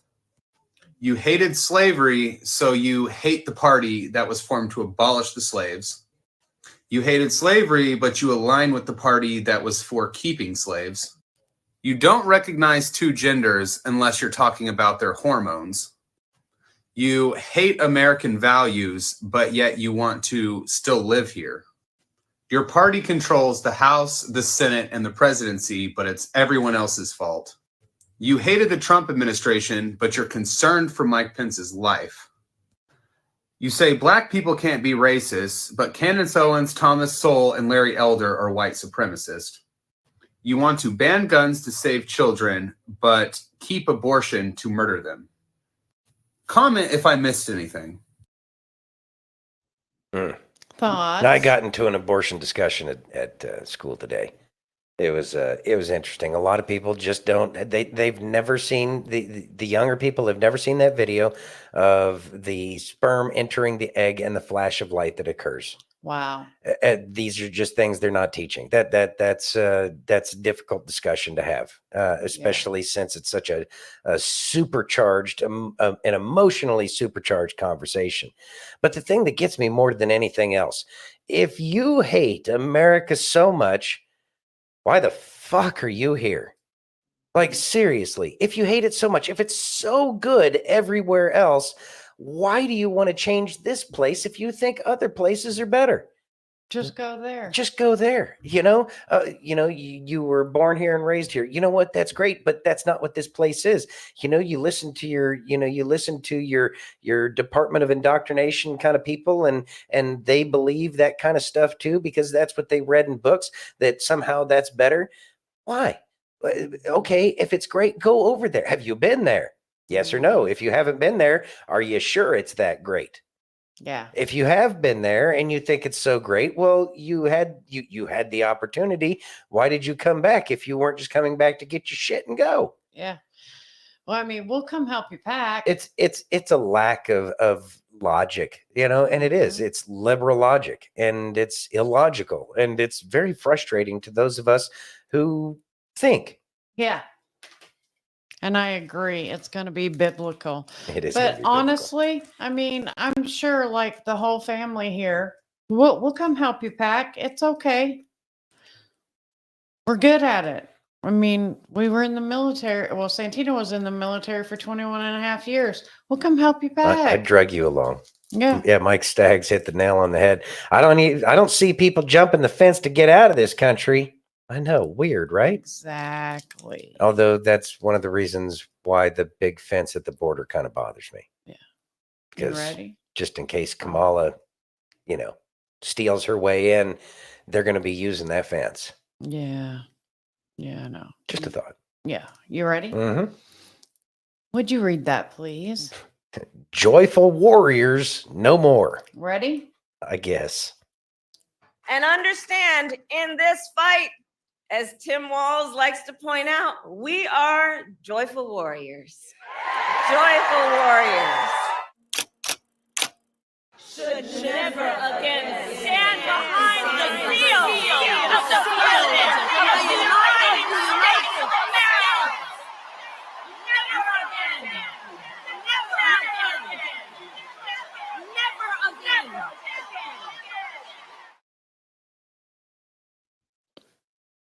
Thoughts? That all of those sound clips put together, that the cheering that she had at all of those rallies sounded like one Trump rally cheering. I know. But anyways, so yeah, that's part of her spiel.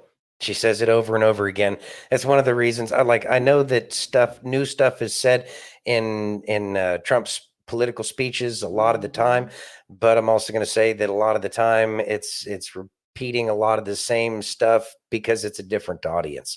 So I don't hold that against her, but everything about her is uninspiring. There's never a time that she, says something and I'm like, you know what? Yeah, that makes sense. yeah, that makes sense. You know what? That fires me up. She just doesn't have that ability. It's not who she No. is. She's literally anybody other than Trump. Yeah. And there was just a random selection and they chose poorly. They did. Terribly. Terrible. Terrible. You ready? Yes. So we got Barry. Oh God, she Can you rolled her read eyes. that, please? Obama is in hardcore desperation mode, pushing heavily debunked lies again. Ready? Mm-hmm. Maybe you're Muslim American or Jewish American, and you are heartbroken and furious about the ongoing bloodshed in the Middle East and worried about the rise of anti-Semitism.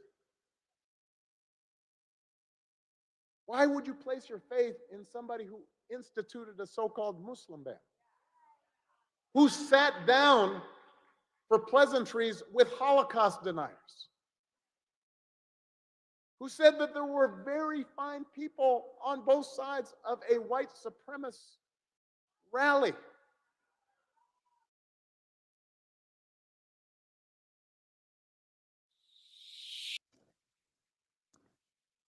Thoughts? But they'll fact check a comedian. Yeah. Yeah.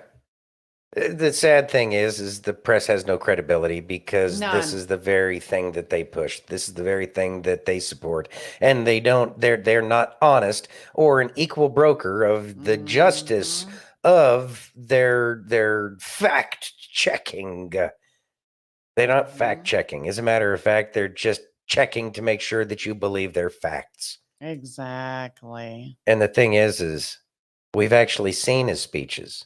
And it does, you don't have to watch very many speeches to see how much they'll twist and cut and distort everything that President Trump says, where you realize that anytime anybody says that that's bullshit, you realize, yeah, they're probably right that, what they're saying on the press is BS, because in the end, they're untrustworthy. They have no integrity. And therefore, I don't care what they have to say. And when they trot this old whatever he is out to, in front of the crowds, that he doesn't have that magic that he once had. It's just, I guess he just needs to watch himself like a professional sports player who's stayed in the game just a little bit too long to watch all of their stats go down the trash can. Exactly. Mike says, my joy equals justice of Yahweh. Amen. Yeah. We all look forward to that, Mike. F. Clinton says, maybe you didn't like my drone strikes. What? Him, because that's what he did the whole time he was, yeah. Oh, I know. And, hear this guy talking about, caring about the Jewish people. Mm-hmm. Come on. Give me a break. Y'all are the party of the ones that are doing all the anti-Semitic shit. Yeah. Get out of here with that. Yeah. Steph says, oh, Lord, not this again. They just lie. Mm-hmm. Oh, there's Jenny. Liar, liar, pants on fire. Mm-hmm. I don't know where my fire sound is. I don't know if I have fire sound. I thought you did. There, fire. Pants on go. fire. There you go. Wrong fire. Anyways, oh, good Lord, please save us. I know, Ange. I know. We all say that prayer every day. Mm-hmm. Aaron says the desperation is attaining physical form. Seeing the karma become a being unto itself is awesome. And Aaron, that's an excellent point. Look how worn out, exhausted, tired, everything that Obama never was. And now he's just looking like, like Jimmy Carter at this point in time, just falling apart. Exactly. Aaron says, oh, gay homo jomo. Yeah. I mean, the guy's just, been rode hard and put away wet. Big Mike. See what Carol said. Carol says, we've been waiting for something big, but this is playing out so normal. It kind of pisses me off. I can understand that. Don't have too much excitement and hopes for really big things to happen. The big things that are going to happen is that we are going to have court cases. Once President Trump gets elected, there will be people who try to do dumb shit. And I can see that happening. It's just probably not going to be as coordinated as it would like to be. And the reason why I say that is these people have shown themselves to truly not be coordinating, because if they were coordinating, they would have had somebody, a team of people working on what is Q actually doing, and then spreading that information out amongst their, I don't know, colony of clowns, I guess. Yeah. And the clowns would all know a little bit more, but they keep making the same stupid mistakes over and over again. But that's because they all think they're the smartest people on the planet. And so there's no use in listening. In the end, it's their pride that will get them. Yeah. Carol says, but it has been a shit show. Yes, it has. Mm-hmm. Yes, it has. But it's them defeating themselves. Never interfere with an enemy in the process of destroying themselves. And that's what they're doing. And so, that's the reason why it's had to look like this. They've been lashing out. I mean, what really has been done about all those trains that they kept on derailing everywhere? Did we ever see anything happen about those No. trains? What about the shipping container, the ships, the ships that kept crashing into everything? Go back to the Suez Canal.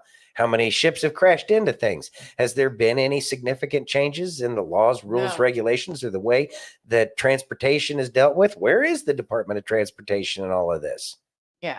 So they have been destroying themselves. It's just going to get built back better Yeah. than what it was, but not like the Build Back Better kind of shit that they tried to sell us. Right. Hope says, Carol, calm before the storm. It is the calm before the storm, without a doubt. Yeah. Glenn says Trump's looking extra orange in Pennsylvania tonight. Mhm. We just want true justice. Yes, ma'am. We do. All right. Oh, That's there, what he Chomo. meant. Oh, gotcha. Chomo. Yep. Mhm. Now I'm tracking. There you go. Thanks. Let's get through some of these comments. Okay, go ahead. Carol says, maybe if they ripped off someone's mask, I would be in love. Yeah. Yeah. Yeah. I don't know if we're going to get that Scooby-Doo moment, but I would appreciate if we got one Scooby-Doo moment. Yeah. Really, I would. Let's see. Steph says, F. Clanny wants to look like gold. See, and Jenny's on the same Like page as- Scooby-Doo. There we like- go. Scooby-Doo. Scooby-Dooby-Doo. All right, you ready? Yes. Can you read that, please? Meltdown Smearmaster Joe Scarborough hates Trump supporters. Who raised them? Ready? Real men, sir. Yeah. I already have the answer. Let's go. Yeah. I will ask the question that I think is a fair question to ask. Who raised these people? Yeah. Because they were not raised by anybody in my neighborhoods that I grew up, any middle-class neighborhoods that I grew up in. These people were not there. They were not raised. I mean, they weren't in the classes I went to growing up in elementary or middle or high school or college. They just weren't there. That wasn't the America I grew up in, where people would laugh at the idea of people of the press getting shot. Like everybody would like sit around and like, what? What's he talking about? Or again, the Laughing at the Puerto Rican other joke. things, laughing at the Puerto Rican joke. My God. That Puerto Ricans are a pile of trash, are laughing at a 82, 83-year-old man being bludgeoned nearly to death. That's an applause line. That's a laugh line. Again, who are these people?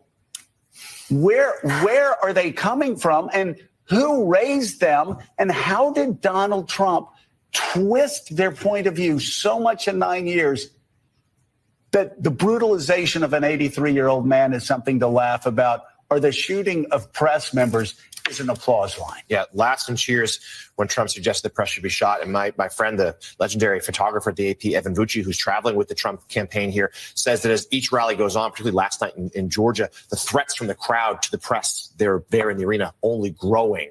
They're really concerned there about the security situation. And that's Thoughts? I mean, I pretty much called it before it. You didn't see anybody, sir, because you were too busy being a clown and was only worried about yourself. Because I can assure you that there were plenty of people in every school that I've ever seen that have an opinion different than yours. It's just you think you're so smart that everybody should think like you, and that we're stupid for not believing you. Also, in terms of the Puerto Rico comment, they were talking about the people, unlike your president, who doesn't even know his own name, who called all members of MAGA trash or garbage, whatever the case is. Did you already forget about President Trump taking a trash truck? But the difference is he's talking about the corruption is a pile of garbage, not the people. Exactly. Just dumbasses. Anyway, Steph says, oh, well, last night, forget y'all. We're praising the person for trying to unalive Trump. Yeah, I know. And what was he even referencing about a member of the press getting pewed I don't at? know. I don't even know. I must have missed that. And it was probably something fabricated, because anything Probably. that bad ever happens in their eyes is usually, a Smollett kind of scenario. Exactly. Don't small at yourself, bro. Exactly. Yep, there you go, Jenny. Trash for Trump. Color me garbage. You ready? Yes. I got Justin. All right. Those of you that are single, and especially the ones that are isolated, you don't belong everywhere. You belong somewhere. And how you achieve that is you get up every day and you look in the mirror and you become the best version of yourself, no matter what that looks like. And when you achieve that, then you'll find your somewhere. You'll also find your someone.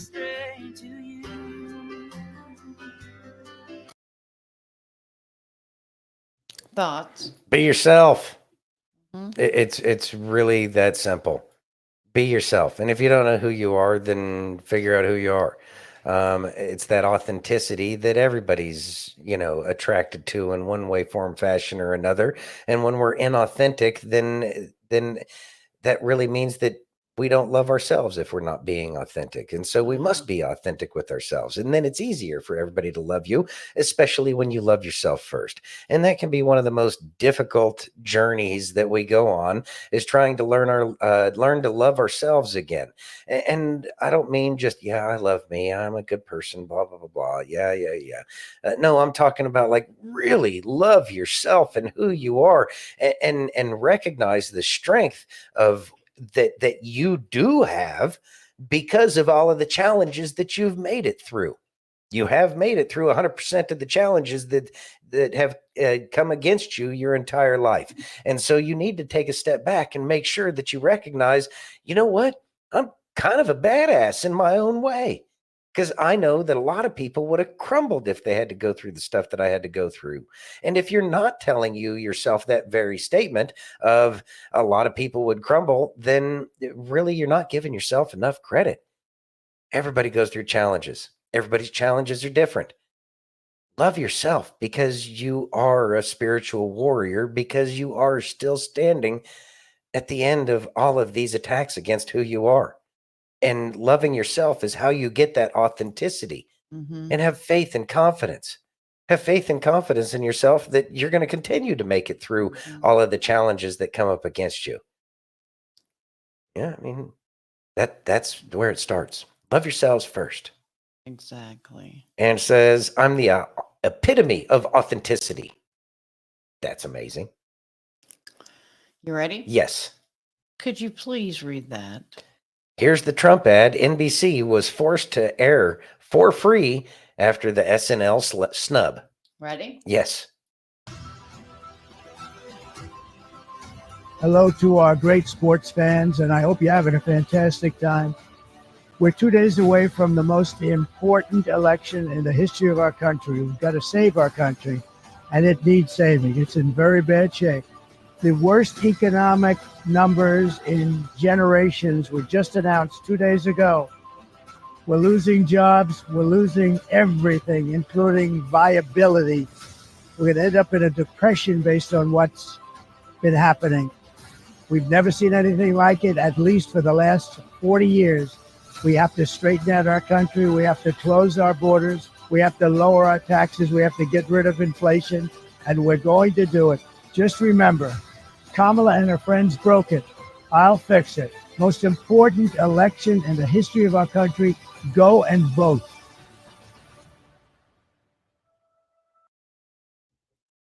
Thoughts? This is the most important election in my lifetime, as far as I can tell. I know that Reagan was a big one, because Carter and what the swamp was doing back then was a humongous deal. And Reagan did so much great for this nation, but he could only do so much. And we see there's so many more Americans now who see what's really happening in the background. And the fact that we can see it, we all understand the significance of this election and what it really means. But the star power that President Trump is bringing alongside him, with RFK and everybody that he's bringing, especially from the Democratic side, who's joining forces to make sure that America is great again.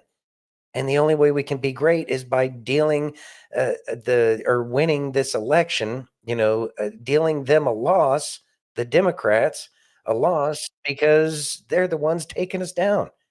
We understand that. That's why it's so difficult to try to communicate this stuff to people who just don't see it. But we continue. And you know what? The effort that everybody's been putting in has made a humongous difference in terms of waking people up. And I will say that the left has done a tremendous job in showing how ridiculous they are, how much they lie. You know what? They're just being themselves, and they're doing a great job helping wake people up. Thank God. I hope they keep waking people up every single day. Me too. You ready? Mm-hmm. Would you please read that? The entire Roanoke College women's swimming team took the stage at Trump's rally in Virginia. Ready? Yeah. Thank you so much, President Trump. As female athletes especially, we know that men have an inherent advantage over women in sports.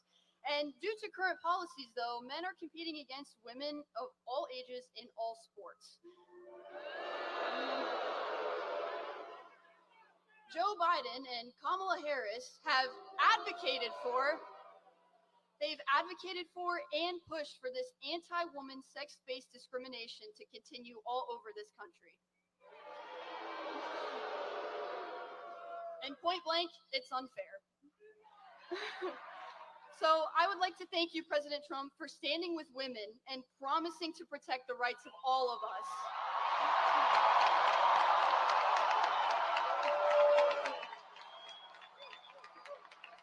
And we are so lucky to have a leader like Donald Trump with common sense who knows what a strong woman is and will fight for generations of girls to come. Thank you so much, and God bless America.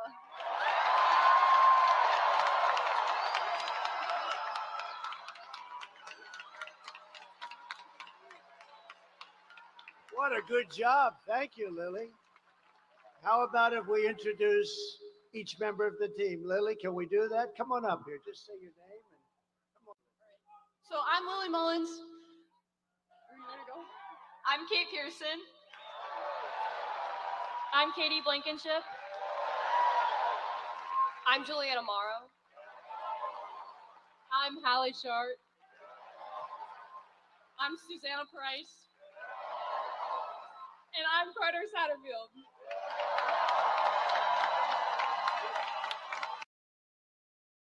Hey, Miss Shauna. Hey, Shauna. Thoughts? All right. The pep rally continues, and it's interesting because it does kind of look like a pep rally, but then again, it needs to be a pep rally.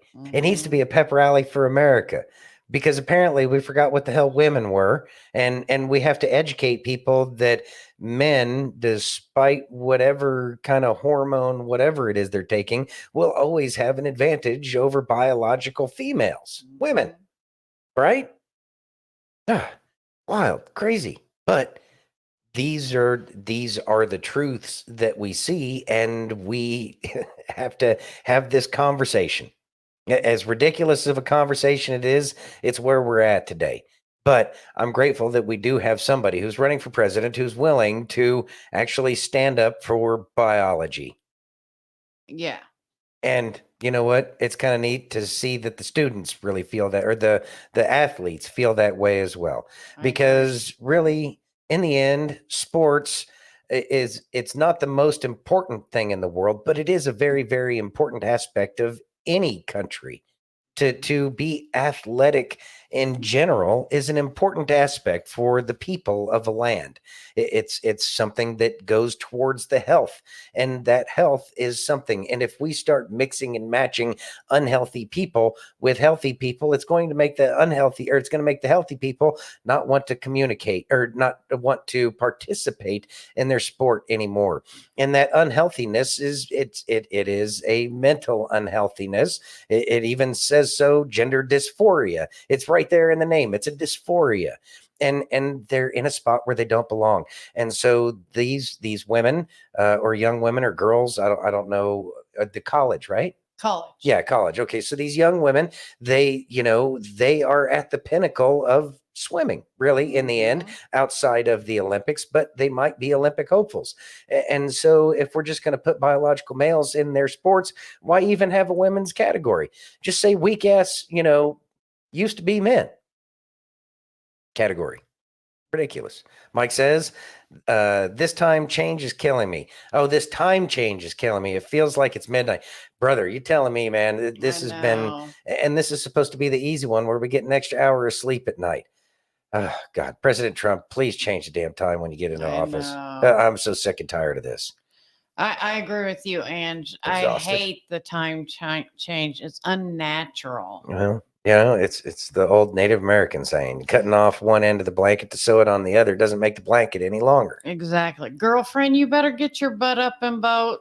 You better get out and vote. I'll be calling you after the show, ma'am. And I'll be calling you in the morning, ma'am. I should have napped too, little lunker. Yeah, me too. Tomorrow will be better. It's Monday. We're just blaming Monday. Yeah, we're just blaming Monday. So Monday I have time Tucker again, and All right. he is going to talk about Willie Brown and a certain person. You ready? Good old Willie. What is it with people named Willie? I know. It's interesting. Ready? Yeah. Willie Brown gave Kamala Harris a BMW. He gave her a BMW and he got her these extra hundreds of thousands of dollars of jobs. And to give you some perspective, the salary of a prosecutor around that time was about $100,000. So she basically got double or triple what her colleagues were getting. So she was marked out as privileged in her 20s and 30s very early on. That allowed her to leap over the career hurdles that those of us who work for a living in the private sector have to actually earn. She's had to face these criticisms over time, and she's become very glib and good at deflecting the criticism. I don't think it's disputable that the extra income and, more importantly, the patronage that she enjoyed in her 20s and early 30s made her the person who's the vice president of the United States today. Not merit, but influence peddling and using her female wiles. Thoughts? I didn't know she had female wiles. Apparently. She didn't look very wilesy. Well, you know. I mean, whatever. I mean, apparently it have works. you seen a picture of Willie Brown? I mean, whatever. I guess if you'd have no compass and you want to get to the top, I guess that's how you do it. Exactly, on your knees. Well, you know what? I mean, she's missing a great opportunity. And that's a knee pad endorsement. Exactly, Shauna. She a hoe, and everybody know. Oh, no. Willie is my son's name. Oh, no. I'm sure he won't be like Slick Willie or Willie Brown or any of the other Willies. Mm-hmm. Yeah. When he was 6. You ready? Yeah. Let's see. Can you read that, please? Piers Morgan says his gut tells him Trump will win in biggest political comeback ever. See what Mike says. She can pull a vacuum on a chain link fence.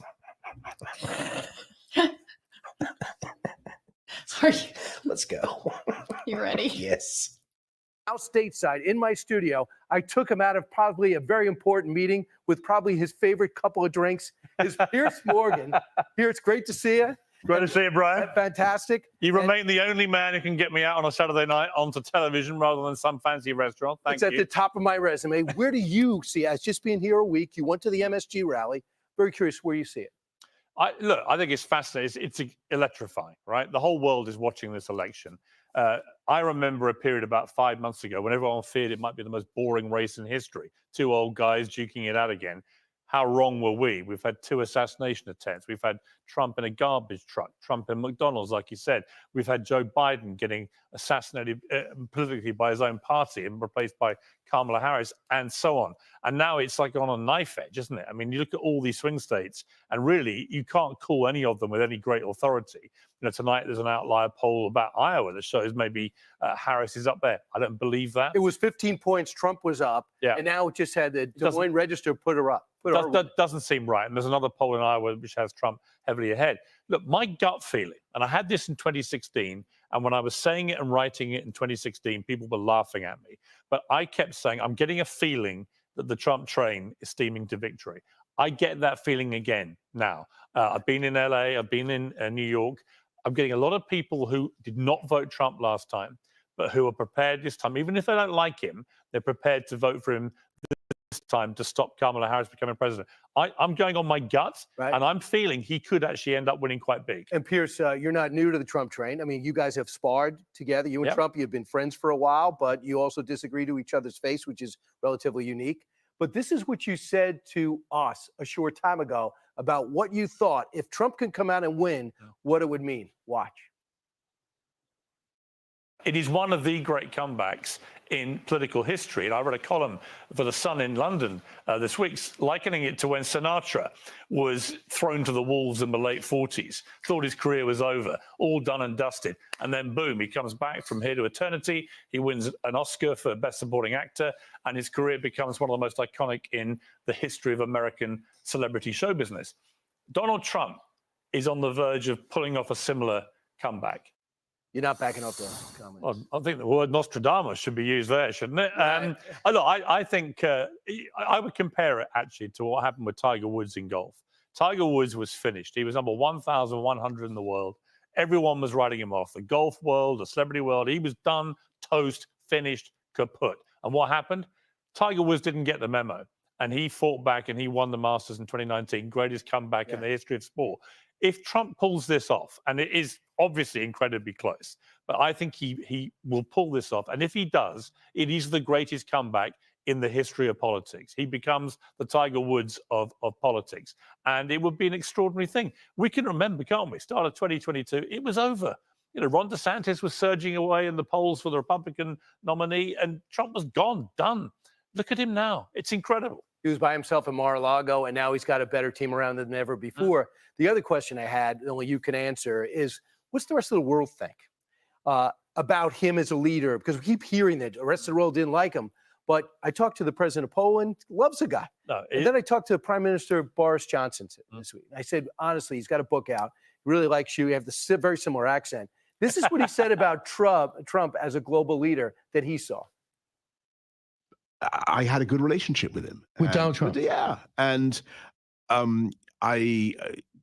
people, liberal friends of mine in the UK kind of freak out when I say this, but I enjoyed his company. Now, actually, do you like him as a person or do you like him as a leader? Yes. Do you like him as a leader? So I'm here as a terrible, I'm going to confess that I both, right? And I've always found him the model of kind of old world courtesy and charm. And he thinks the world needs a strong leader in America. I think a lot of people feel that. I think a lot of people think two things. One, that Trump, in his own blunt way, take NATO, for example. What did Trump do with NATO? He was misquoted as saying he wants to get rid of it. No, he didn't. He said, look, if America's going to pay the big lion's share of the costs of NATO, you will have to stump up and pay what you're supposed to be paying, and you're not. What's happening now? Have you noticed? Every other NATO country is now paying what they should have been paying. That is billions of dollars they wouldn't have been paying if Trump hadn't rattled the American saber of power. And America does that because America, in the end, has to do most of the heavy lifting. So I think Trump has a blunt way of going about things. Yes, sometimes his rhetoric can be, it can be controversial. It can be disappointing if you like him. Sometimes he'll groan and go, don't say that, Donald. But actually on the world stage, a lot of world leaders that I've talked to and interviewed, they have a respect for him. They do think he's a tough character. They do think he gets stuff done. And they do think this weird way he goes about dealing with people like Putin, like President Xi, like Kim Jong-un. He brings them in, if you like. And I think it's quite an effective tactic. You get these dictators, these very controversial foreign leaders. Trump gets them in. He sits down with them. He treats them with respect. Makes it quite tricky for them to pull stunts on his watch. And they didn't. Right. I also think that a lot of the issues he ran on in 2016 are more apropos today. Build a wall. Oh, we're not going to build a wall. Get rid of sanctuary cities. Oh, you're so mean. Almost every sanctuary city is going, how did it get so bad? And how did we not finish that wall? And what are the two big issues? Economy, immigration. What are the two things that the American voters in all the polls I've seen trust most with Trump over Harris? Immigration and the economy. They believe he will get this cost of living crisis over and done. And they believe with immigration, he'll be tougher than she is. And if in the end he wins, it will be because of those two issues. All right. I have bad news for Del Frisco's or the Hard Rock. Pierce is coming. Elio's. All right, and that's where you're going. Okay, that's where you're going right after. I'm Go there. hang I'm out. actually running a couple of minutes late. If you wouldn't mind just wrapping this, Brian, I've got a meal to go to. Well, I don't have a live audience, so I'll do it by myself. By the power vested in me, you are free to go. Pierce, thanks so much. Good to see you. I'm honored you kicked It's this off. going to be a fascinating few days. And I'm so glad you're in our studio at 1211. It's a massive studio. How do they give you one this big? This is what I demand. Did they think I was coming in soon? Yeah, absolutely. Absolutely. You have certain demands and I have certain demands. Thanks so much, Pierce. Great to see you. Hi, everyone. I'm Brian Kilmeade. I want you to do me a Thoughts? All right. So Piers Morgan has been an interesting player in this entire thing, but he's one of those people because he has his ear to the track, because he knows what's going on, and he's listening to his heart. In the end, that's what that gut feeling is, and I have a feeling, as so many people do, that Trump's going to win. No matter how much they trying to cheat, I do believe that Trump is going to win this time, and a lot of people feel that. I've seen. So I was watching a video earlier about projections and expectations for what's going to be happening, and people were commenting, and they were saying that they voted for Biden before, they voted for Obama. They've always been Democrats for, they're 60 something years old, and the first time they're voting for Trump. They just changed their mind in the past, couple of months. And there's lots of people. I saw one where some guy was 74 years old, hasn't ever voted. He's going to vote in this election. These are the kinds of things that are happening. These are the things that we're hearing through the grapevine. We're not hearing them from the press, because the press should be talking about it. They don't want to. But they don't want to, because they're still trying to push a narrative. All you have to do is go over to Drudge Report and see what they're saying. And they're trying to make it sound like Trump is getting his ass kicked. And no, it's exactly the Until opposite. you read into the shenanigans that they're trying to write, and you realize it's just a bunch of lies, which is what the left does. But they don't care, because they're too busy trying to take your joy, your happiness, your confidence, and your faith away from you by simple words. Yeah. Not today, Satan. Not today. Not today. Little Unker says every one of these leftist compliant heads are about to be held accountable. Yeah. Yeah. Yeah, they are. And that's why they want to point out when people say that they're going to be held accountable. The press knows a reckoning is coming if President Trump gets in office. They're going to think that it's going to be some, go to the gulag, you make me laugh, go to gulag. No, it's not going to be that. We're not going to open up Dachau and put reporters in it. That's the narrative that they want people to believe. Oh, woe is me. And they're setting the stage for when they do get picked up by the marshals or whomever is going to be picking them up. So that way they can try to make it sound like they're victims, but we know better. And when they don't have their mockingbird voice, they just won't be able to get people to believe they're trash anymore. Yeah. Yeah. Poop heads. Exactly. Poopy. And go ahead. And says, because us sane people know it ain't close. It's not close. And let me just bring this one up is when there was the recall election in California. How many of y'all remember the amount of shenanigans that they had in that recall, and Gavin Newsom somehow ended up managed to save his position as the governor of California, even though there were more people who signed the recall election petition than any other petition in California prior to. Exactly. Those all passed. But for some reason, he managed to stay in office. Exactly.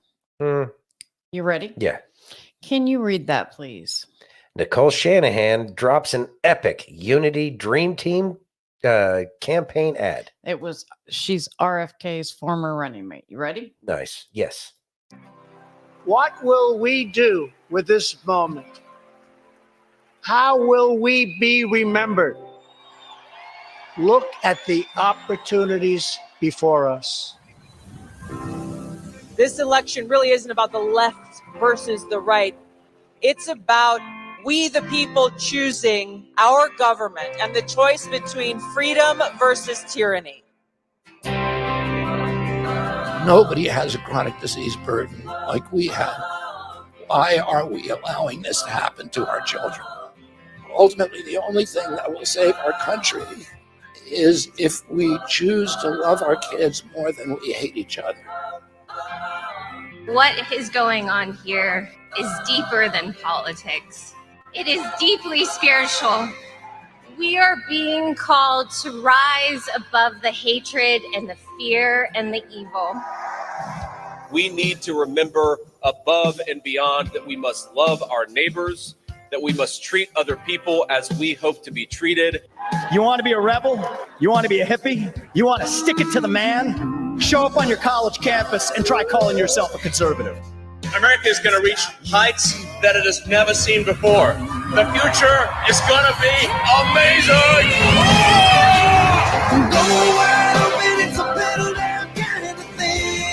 Don't you want healthy children? Don't you want a president that's going to make America healthy again?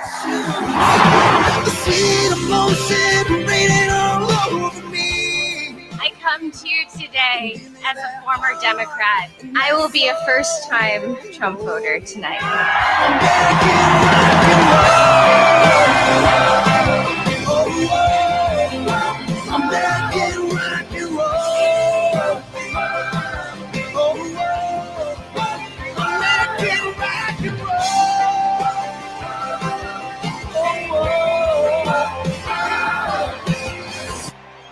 The people dreamed this country, and it's the people who are making America great again.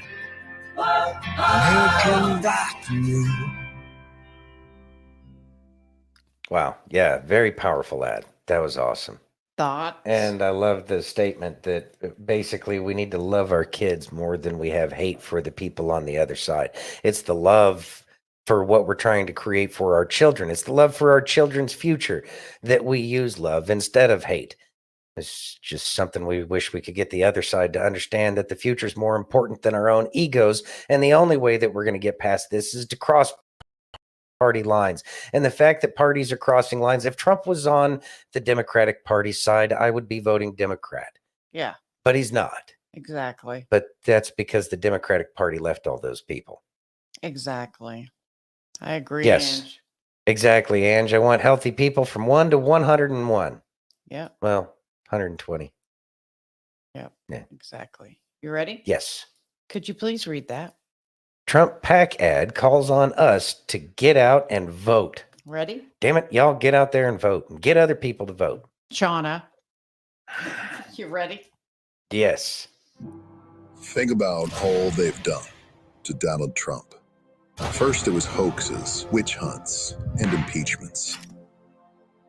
Then it was FBI raids, courtrooms, and mugshots. Finally, it was bullets in a Pennsylvania field. And after all that, this man stood up with blood draining down his face, pumped his fists in the air, and told us to fight. Fight. Fight. America's future will be bigger, better, bolder, brighter, happier, stronger, freer, greater, and more united than ever before. And we will make America great again. We know what they think of us. The only garbage I see floating out there is his supporters. So if Donald Trump can get through all of that, we can get out to vote. Thoughts, sir? Get out to vote. If you have friends that haven't voted, then get them to go vote. Plain and simple. Get them to vote. Yep. All right. Yep. Now, the time has passed for this, but I think this is important. We can still do it, Mhm. but listen carefully. Okay. America. Oh, yeah. We're being called into action. For the last 13 days, we have been laying the groundwork. We've been tilling up the soil. We've been preparing for what's getting ready to happen tonight. 13 days ago, we started praying live on this platform. A handful of people came together, stood in agreement, and opened up a channel for believers to come together in prayer. And here's the response that we've seen in 13 days. Over 100,000 views, 85,000 unique TikTok accounts joined us in prayer in 15 hours. 2.9 million likes on those live events. Tonight, we're going to do something a little different. It's coming. A wave of prayer. On November 4th, a powerful wave will sweep across America.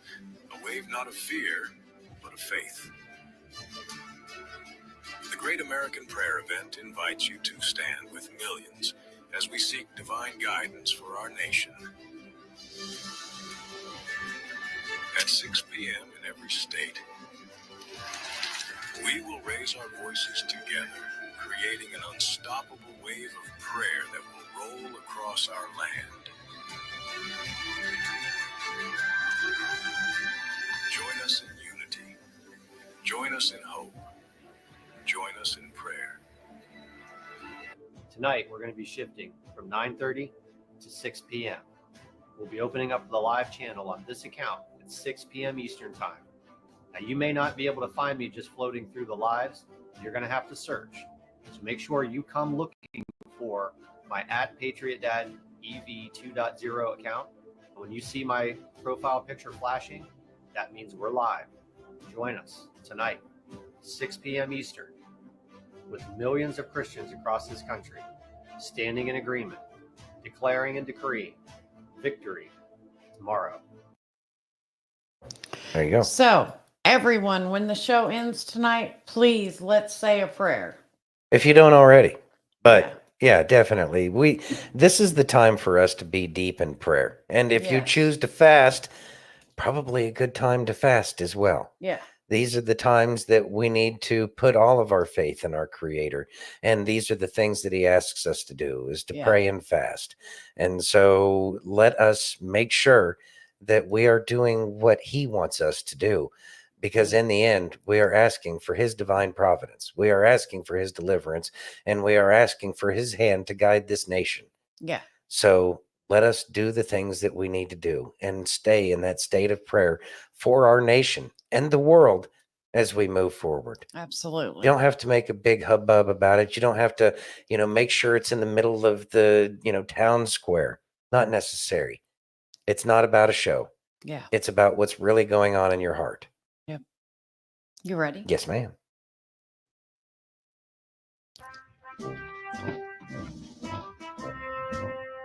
All right, you ready to go vote? Farmer Ron, here we come.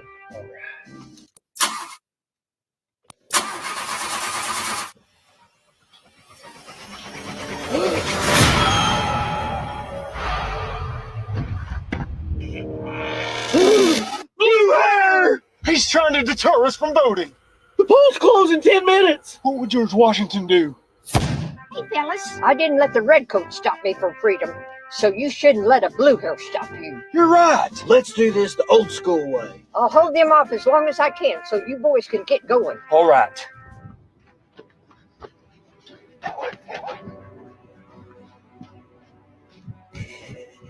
Bring it, Bluey.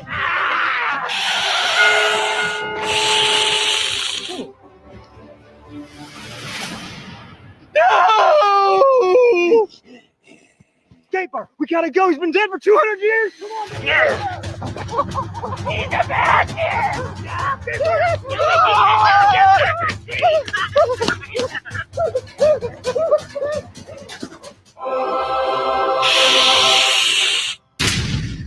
Wow. What just happened? They never learn. God doesn't like those who try to sabotage elections. Makes sense. We still got a few minutes. Shoot, I forgot my ID. If only this was California.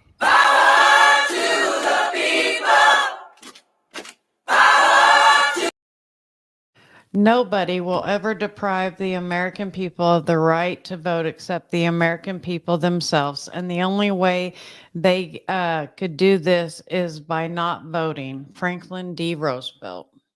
Wow. Thoughts? That's probably the most intelligent thing I think he said. I But know. anyway, actually quite hilarious. It's a blue hair comparing them to redcoats. But is it really too far off? No.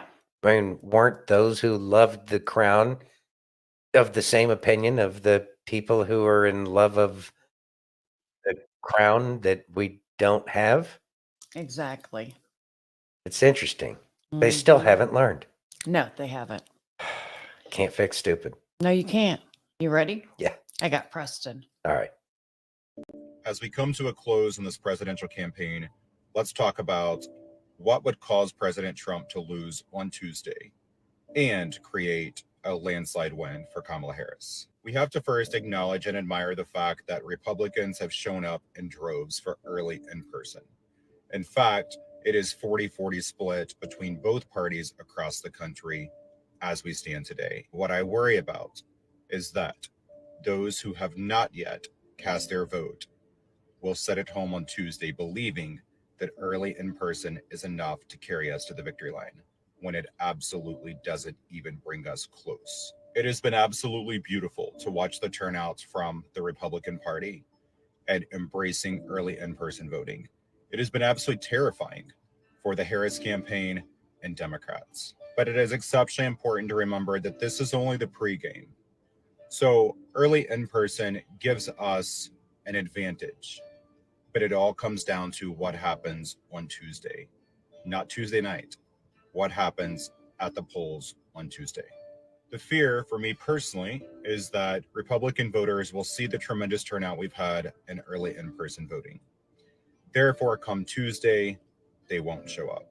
It's very easy to step back and look at the exciting energy around the tremendous gains that the Republicans have made up to this point. But again, this has only been the pregame. So on Tuesday, that is when the game really begins. And it's important to remember that Tuesday is the most important day in this country's history. And to everyone out there who has commented on social media or to me in person and said, it seems like there's a shift in my energy or my belief, that just isn't true. But it is much more serious now, because as both campaigns come to a close in the next 48 hours, it is incredibly important that the message get out that you must show up on Tuesday. So pick up that phone and call every single person you know and make sure they know that we are nowhere close to victory, that it is going to take every single one of them to show up on Tuesday. Wait in that line if there is a line, and do not leave until you have cast your vote and had your voice heard. And I will close with what we've saw out of Iowa in the last 24 hours. Is it concerning? For me personally, it is concerning. But that is why we've said all along, if you are in a state that historically votes red, you are equally as important in this election. If you are in a state that historically votes blue, you are equally as important. No matter what, every single one of us must show up and have our voices heard. We know what's at stake. We know what the outcome of a Kamala Harris presidency will be for all of us and our children. It has never been more important or more serious than what it is today. Much love. God bless. I love you all. We are at the end, and I am ready for this to be over, and I am ready to celebrate victory with Donald Trump as the 47th president. But we can't do that without all of you. Thoughts, sir? All right. So I think he brings up what the real danger is with all of these people getting out to the early voting that we're not used to. It might give us a false sense of security. And that's why it's absolutely imperative that people get out there on election day and get their voice heard. We have to make sure people are getting out there. We have to stay on the gas pedal when it comes to talking to people about getting out there to vote, because this is important. And the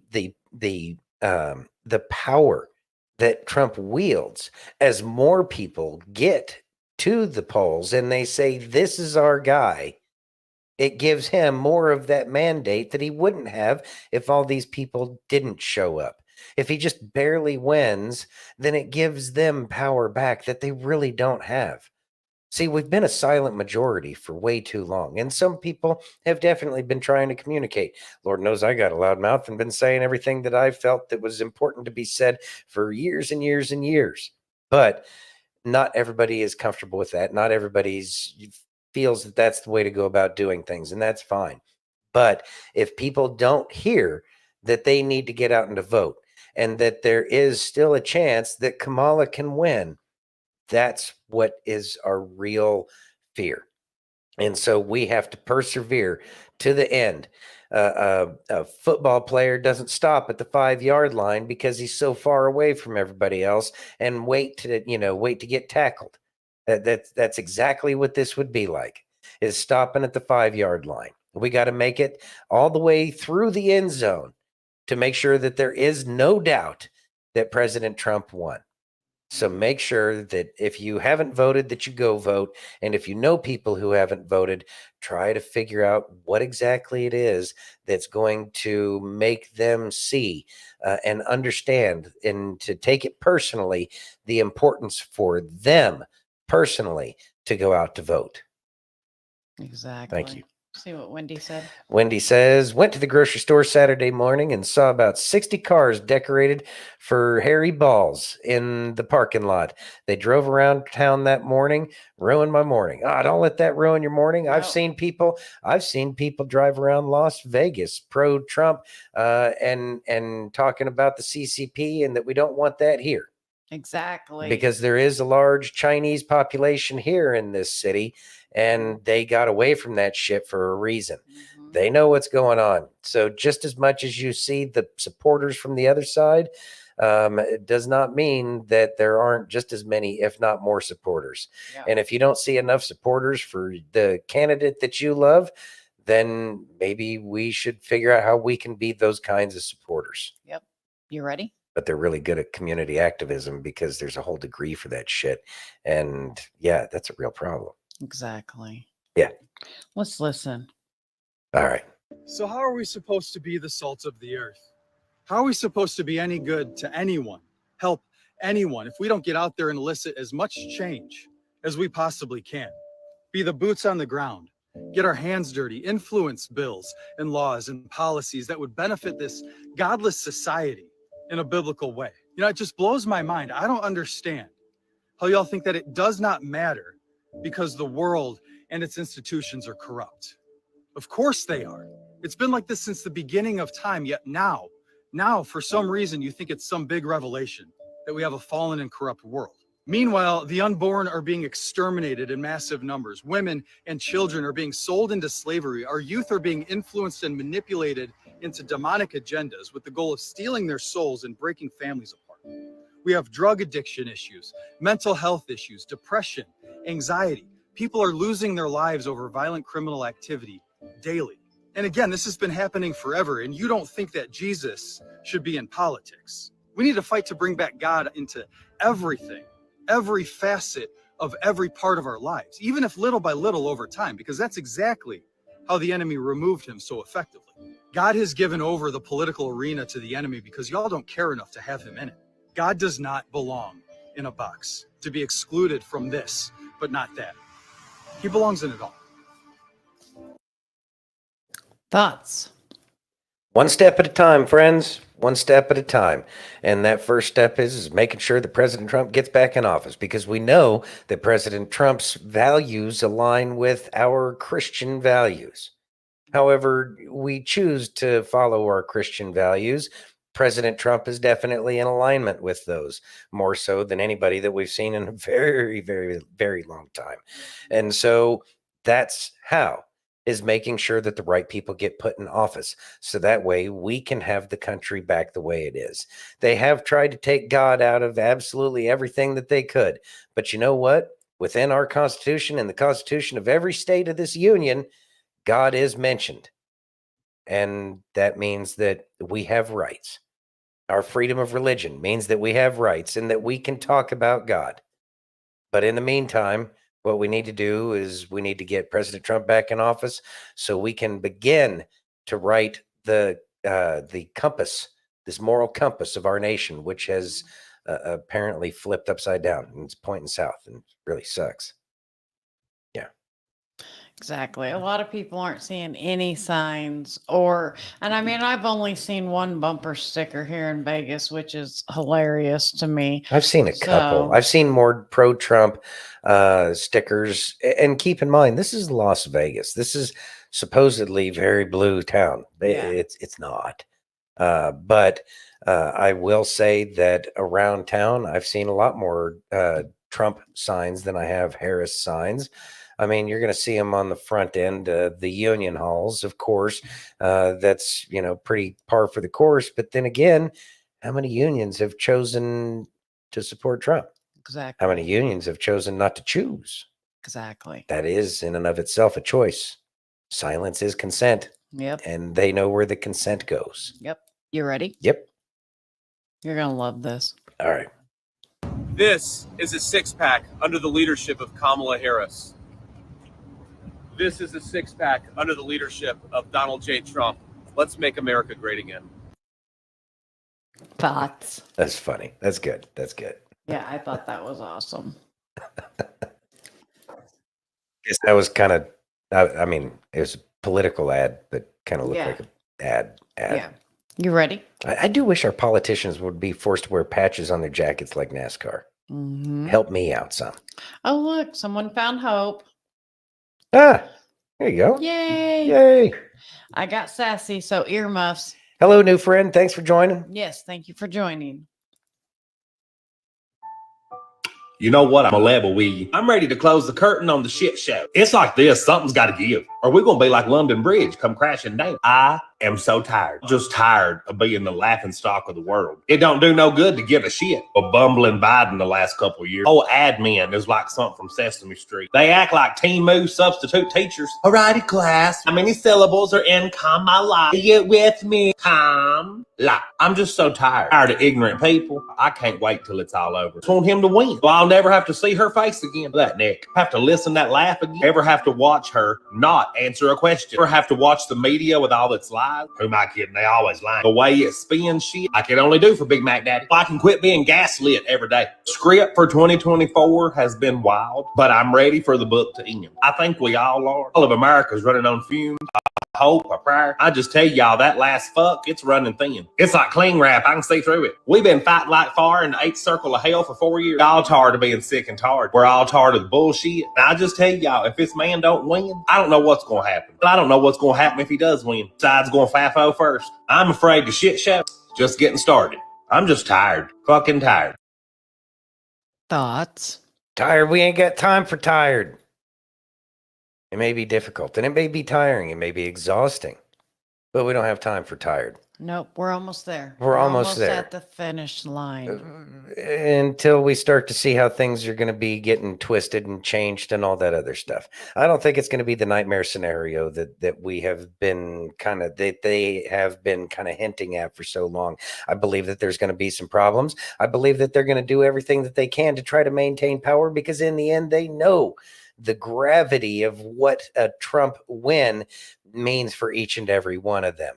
With everything that all Americans have been talking about, from the insider trading from Nancy Pelosi and her husband getting his back door hammered in, and the corruption involved with that, to the corruption of, everything that's going on with P. Diddy and all those kinds of people. These are the things that they're fighting for, and they don't have the luxury of being tired, which means that we don't have the luxury for being tired. We have to dig deep. We have to dig deep into those reserves that are inside each and every one of us. How many times in your life have you done something when you thought that you could do no more, yet you managed to find that spark of fire deep inside of you, so that way you could complete the very thing that you thought that you could not do? This is that time. This is that moment. We must stay motivated, and we must get that motivation to other people. That positivity and that motivation is the very thing that will encourage people to get out to the vote, to get out to go vote when they don't think when they don't think that it might make much of a difference. What does one vote matter? One vote matters more than anybody is willing to actually take a step back and look, because there's been many a times when an election has been within a hair's breadth of just a couple of votes. It may not happen very often, but it does happen. And so therefore we must maintain our drive moving forward. Keep that momentum, because when you let go of the momentum, it's 10 times harder to get that momentum back up. So keep going. I understand that it's exhausting. I understand it is tired, and we're just ready for this shit to be over. There was a meme. I don't know if I put it up in the Telegram chat or not, but it was the old Oregon Trail picture of the wagon, and it said you died by political ad, and it's like, yeah, I'm tired of all the texts. I'm tired of all of these things too. But you know what? Let them go where they belong, in the trash bin, because we know what we are already at. So make sure that other people keep that motivation moving forward too. Exactly. And that's why we're all here together as a fam. There it is. And I love each and every one of you. You ready? Yep. This one's important. All right. Pray for the Democratic supporters. You ready? Yes. To my brothers and sisters in Christ, make sure that you are praying for the supporters of the Democratic Party. The elites know exactly what they're doing. They have deceived them. They have lied to them. They have mentally abused them. They have created trauma and continue to play with it. We are to pray for the Democratic supporters.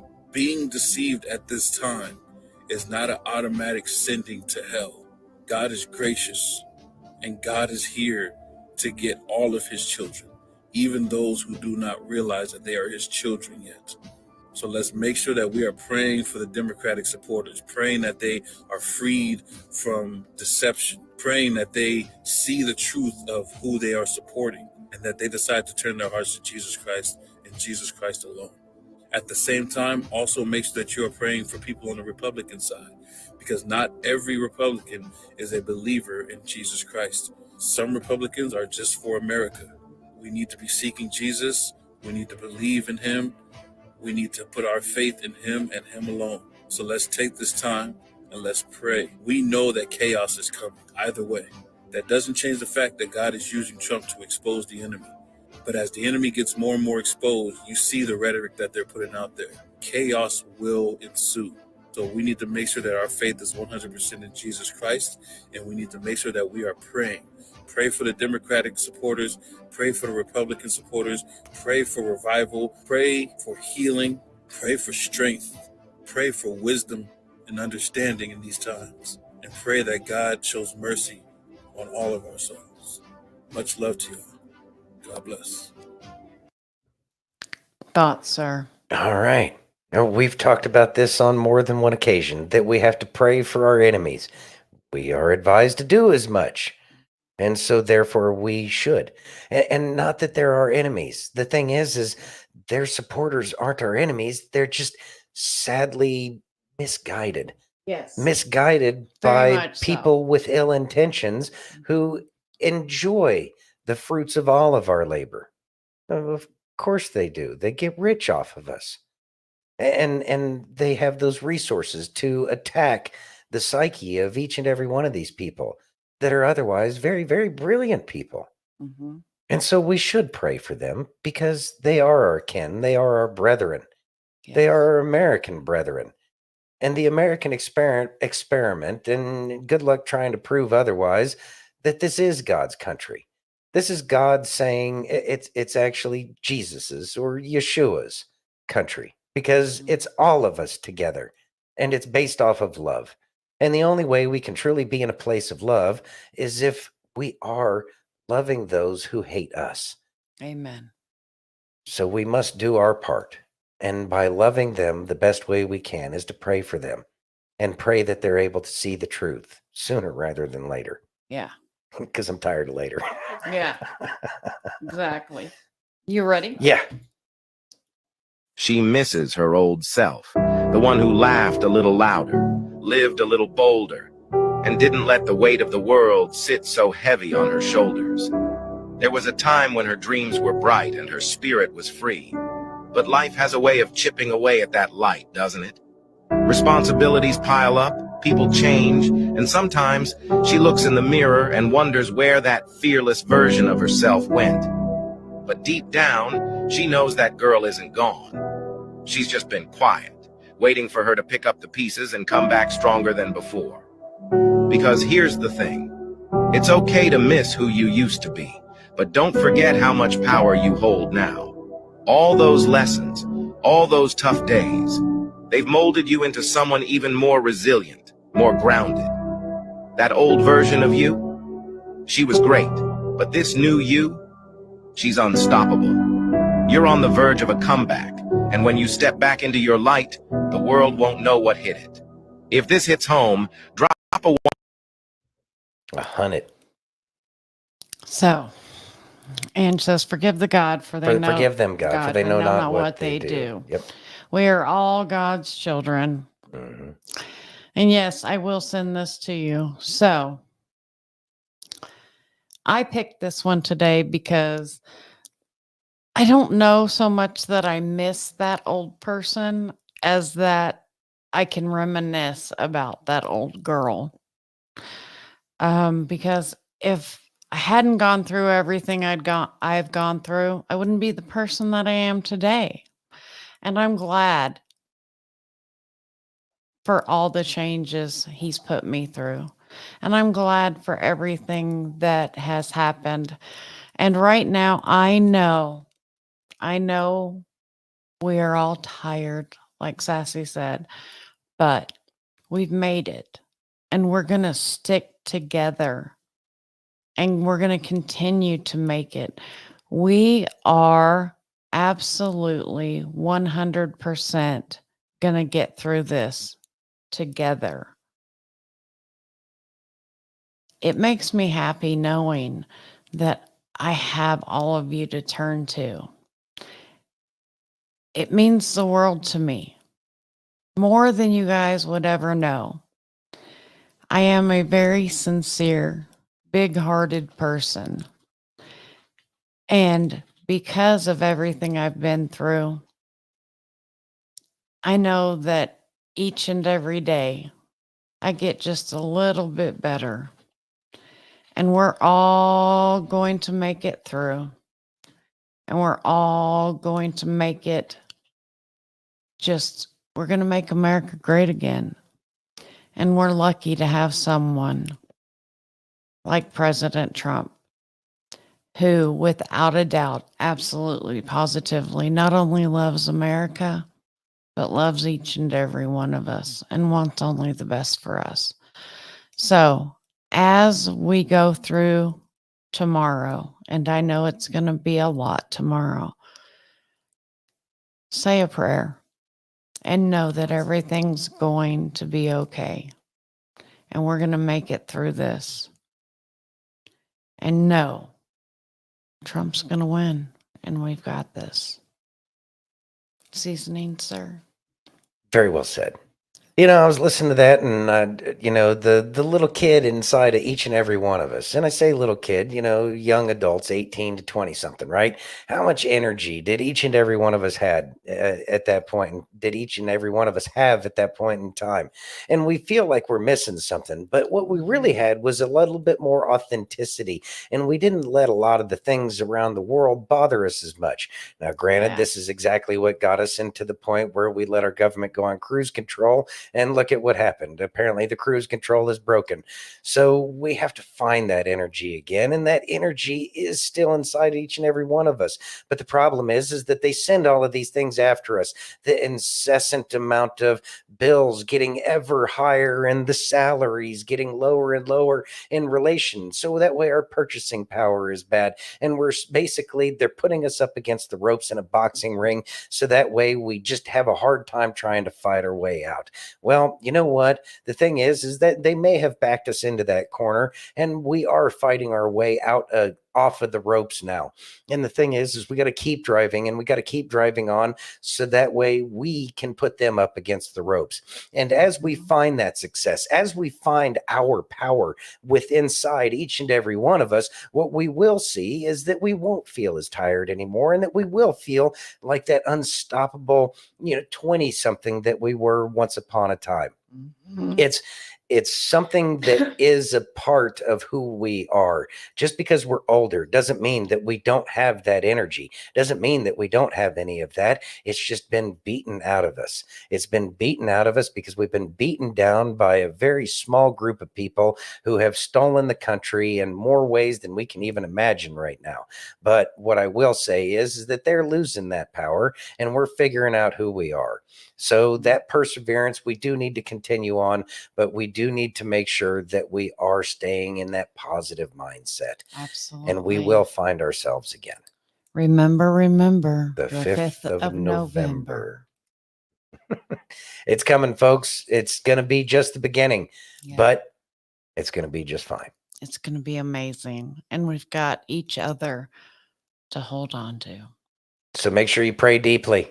Yes. Pray deeply, and I guess we're going to come up with, something, I don't know. Pray consistently. Yeah, continuously. Continuously. Pray continuously, folks. Yeah. Anyways, we really appreciate it that each and every one of you joined us, and we will be back tomorrow at the same time. It's going to be 4 Pacific, 7 Eastern. 7 Eastern, 4 Pacific is probably the normal way to say that. Yep. Anyways, thank you all for joining us on Facebook, YouTube, Twitch, X, Rumble, and pill.net. And if you haven't already, please take a minute and give us that virtual hug. If you're over on Rumble or YouTube, hit that thumbs up. If you're over on pilled.net, take that red pill.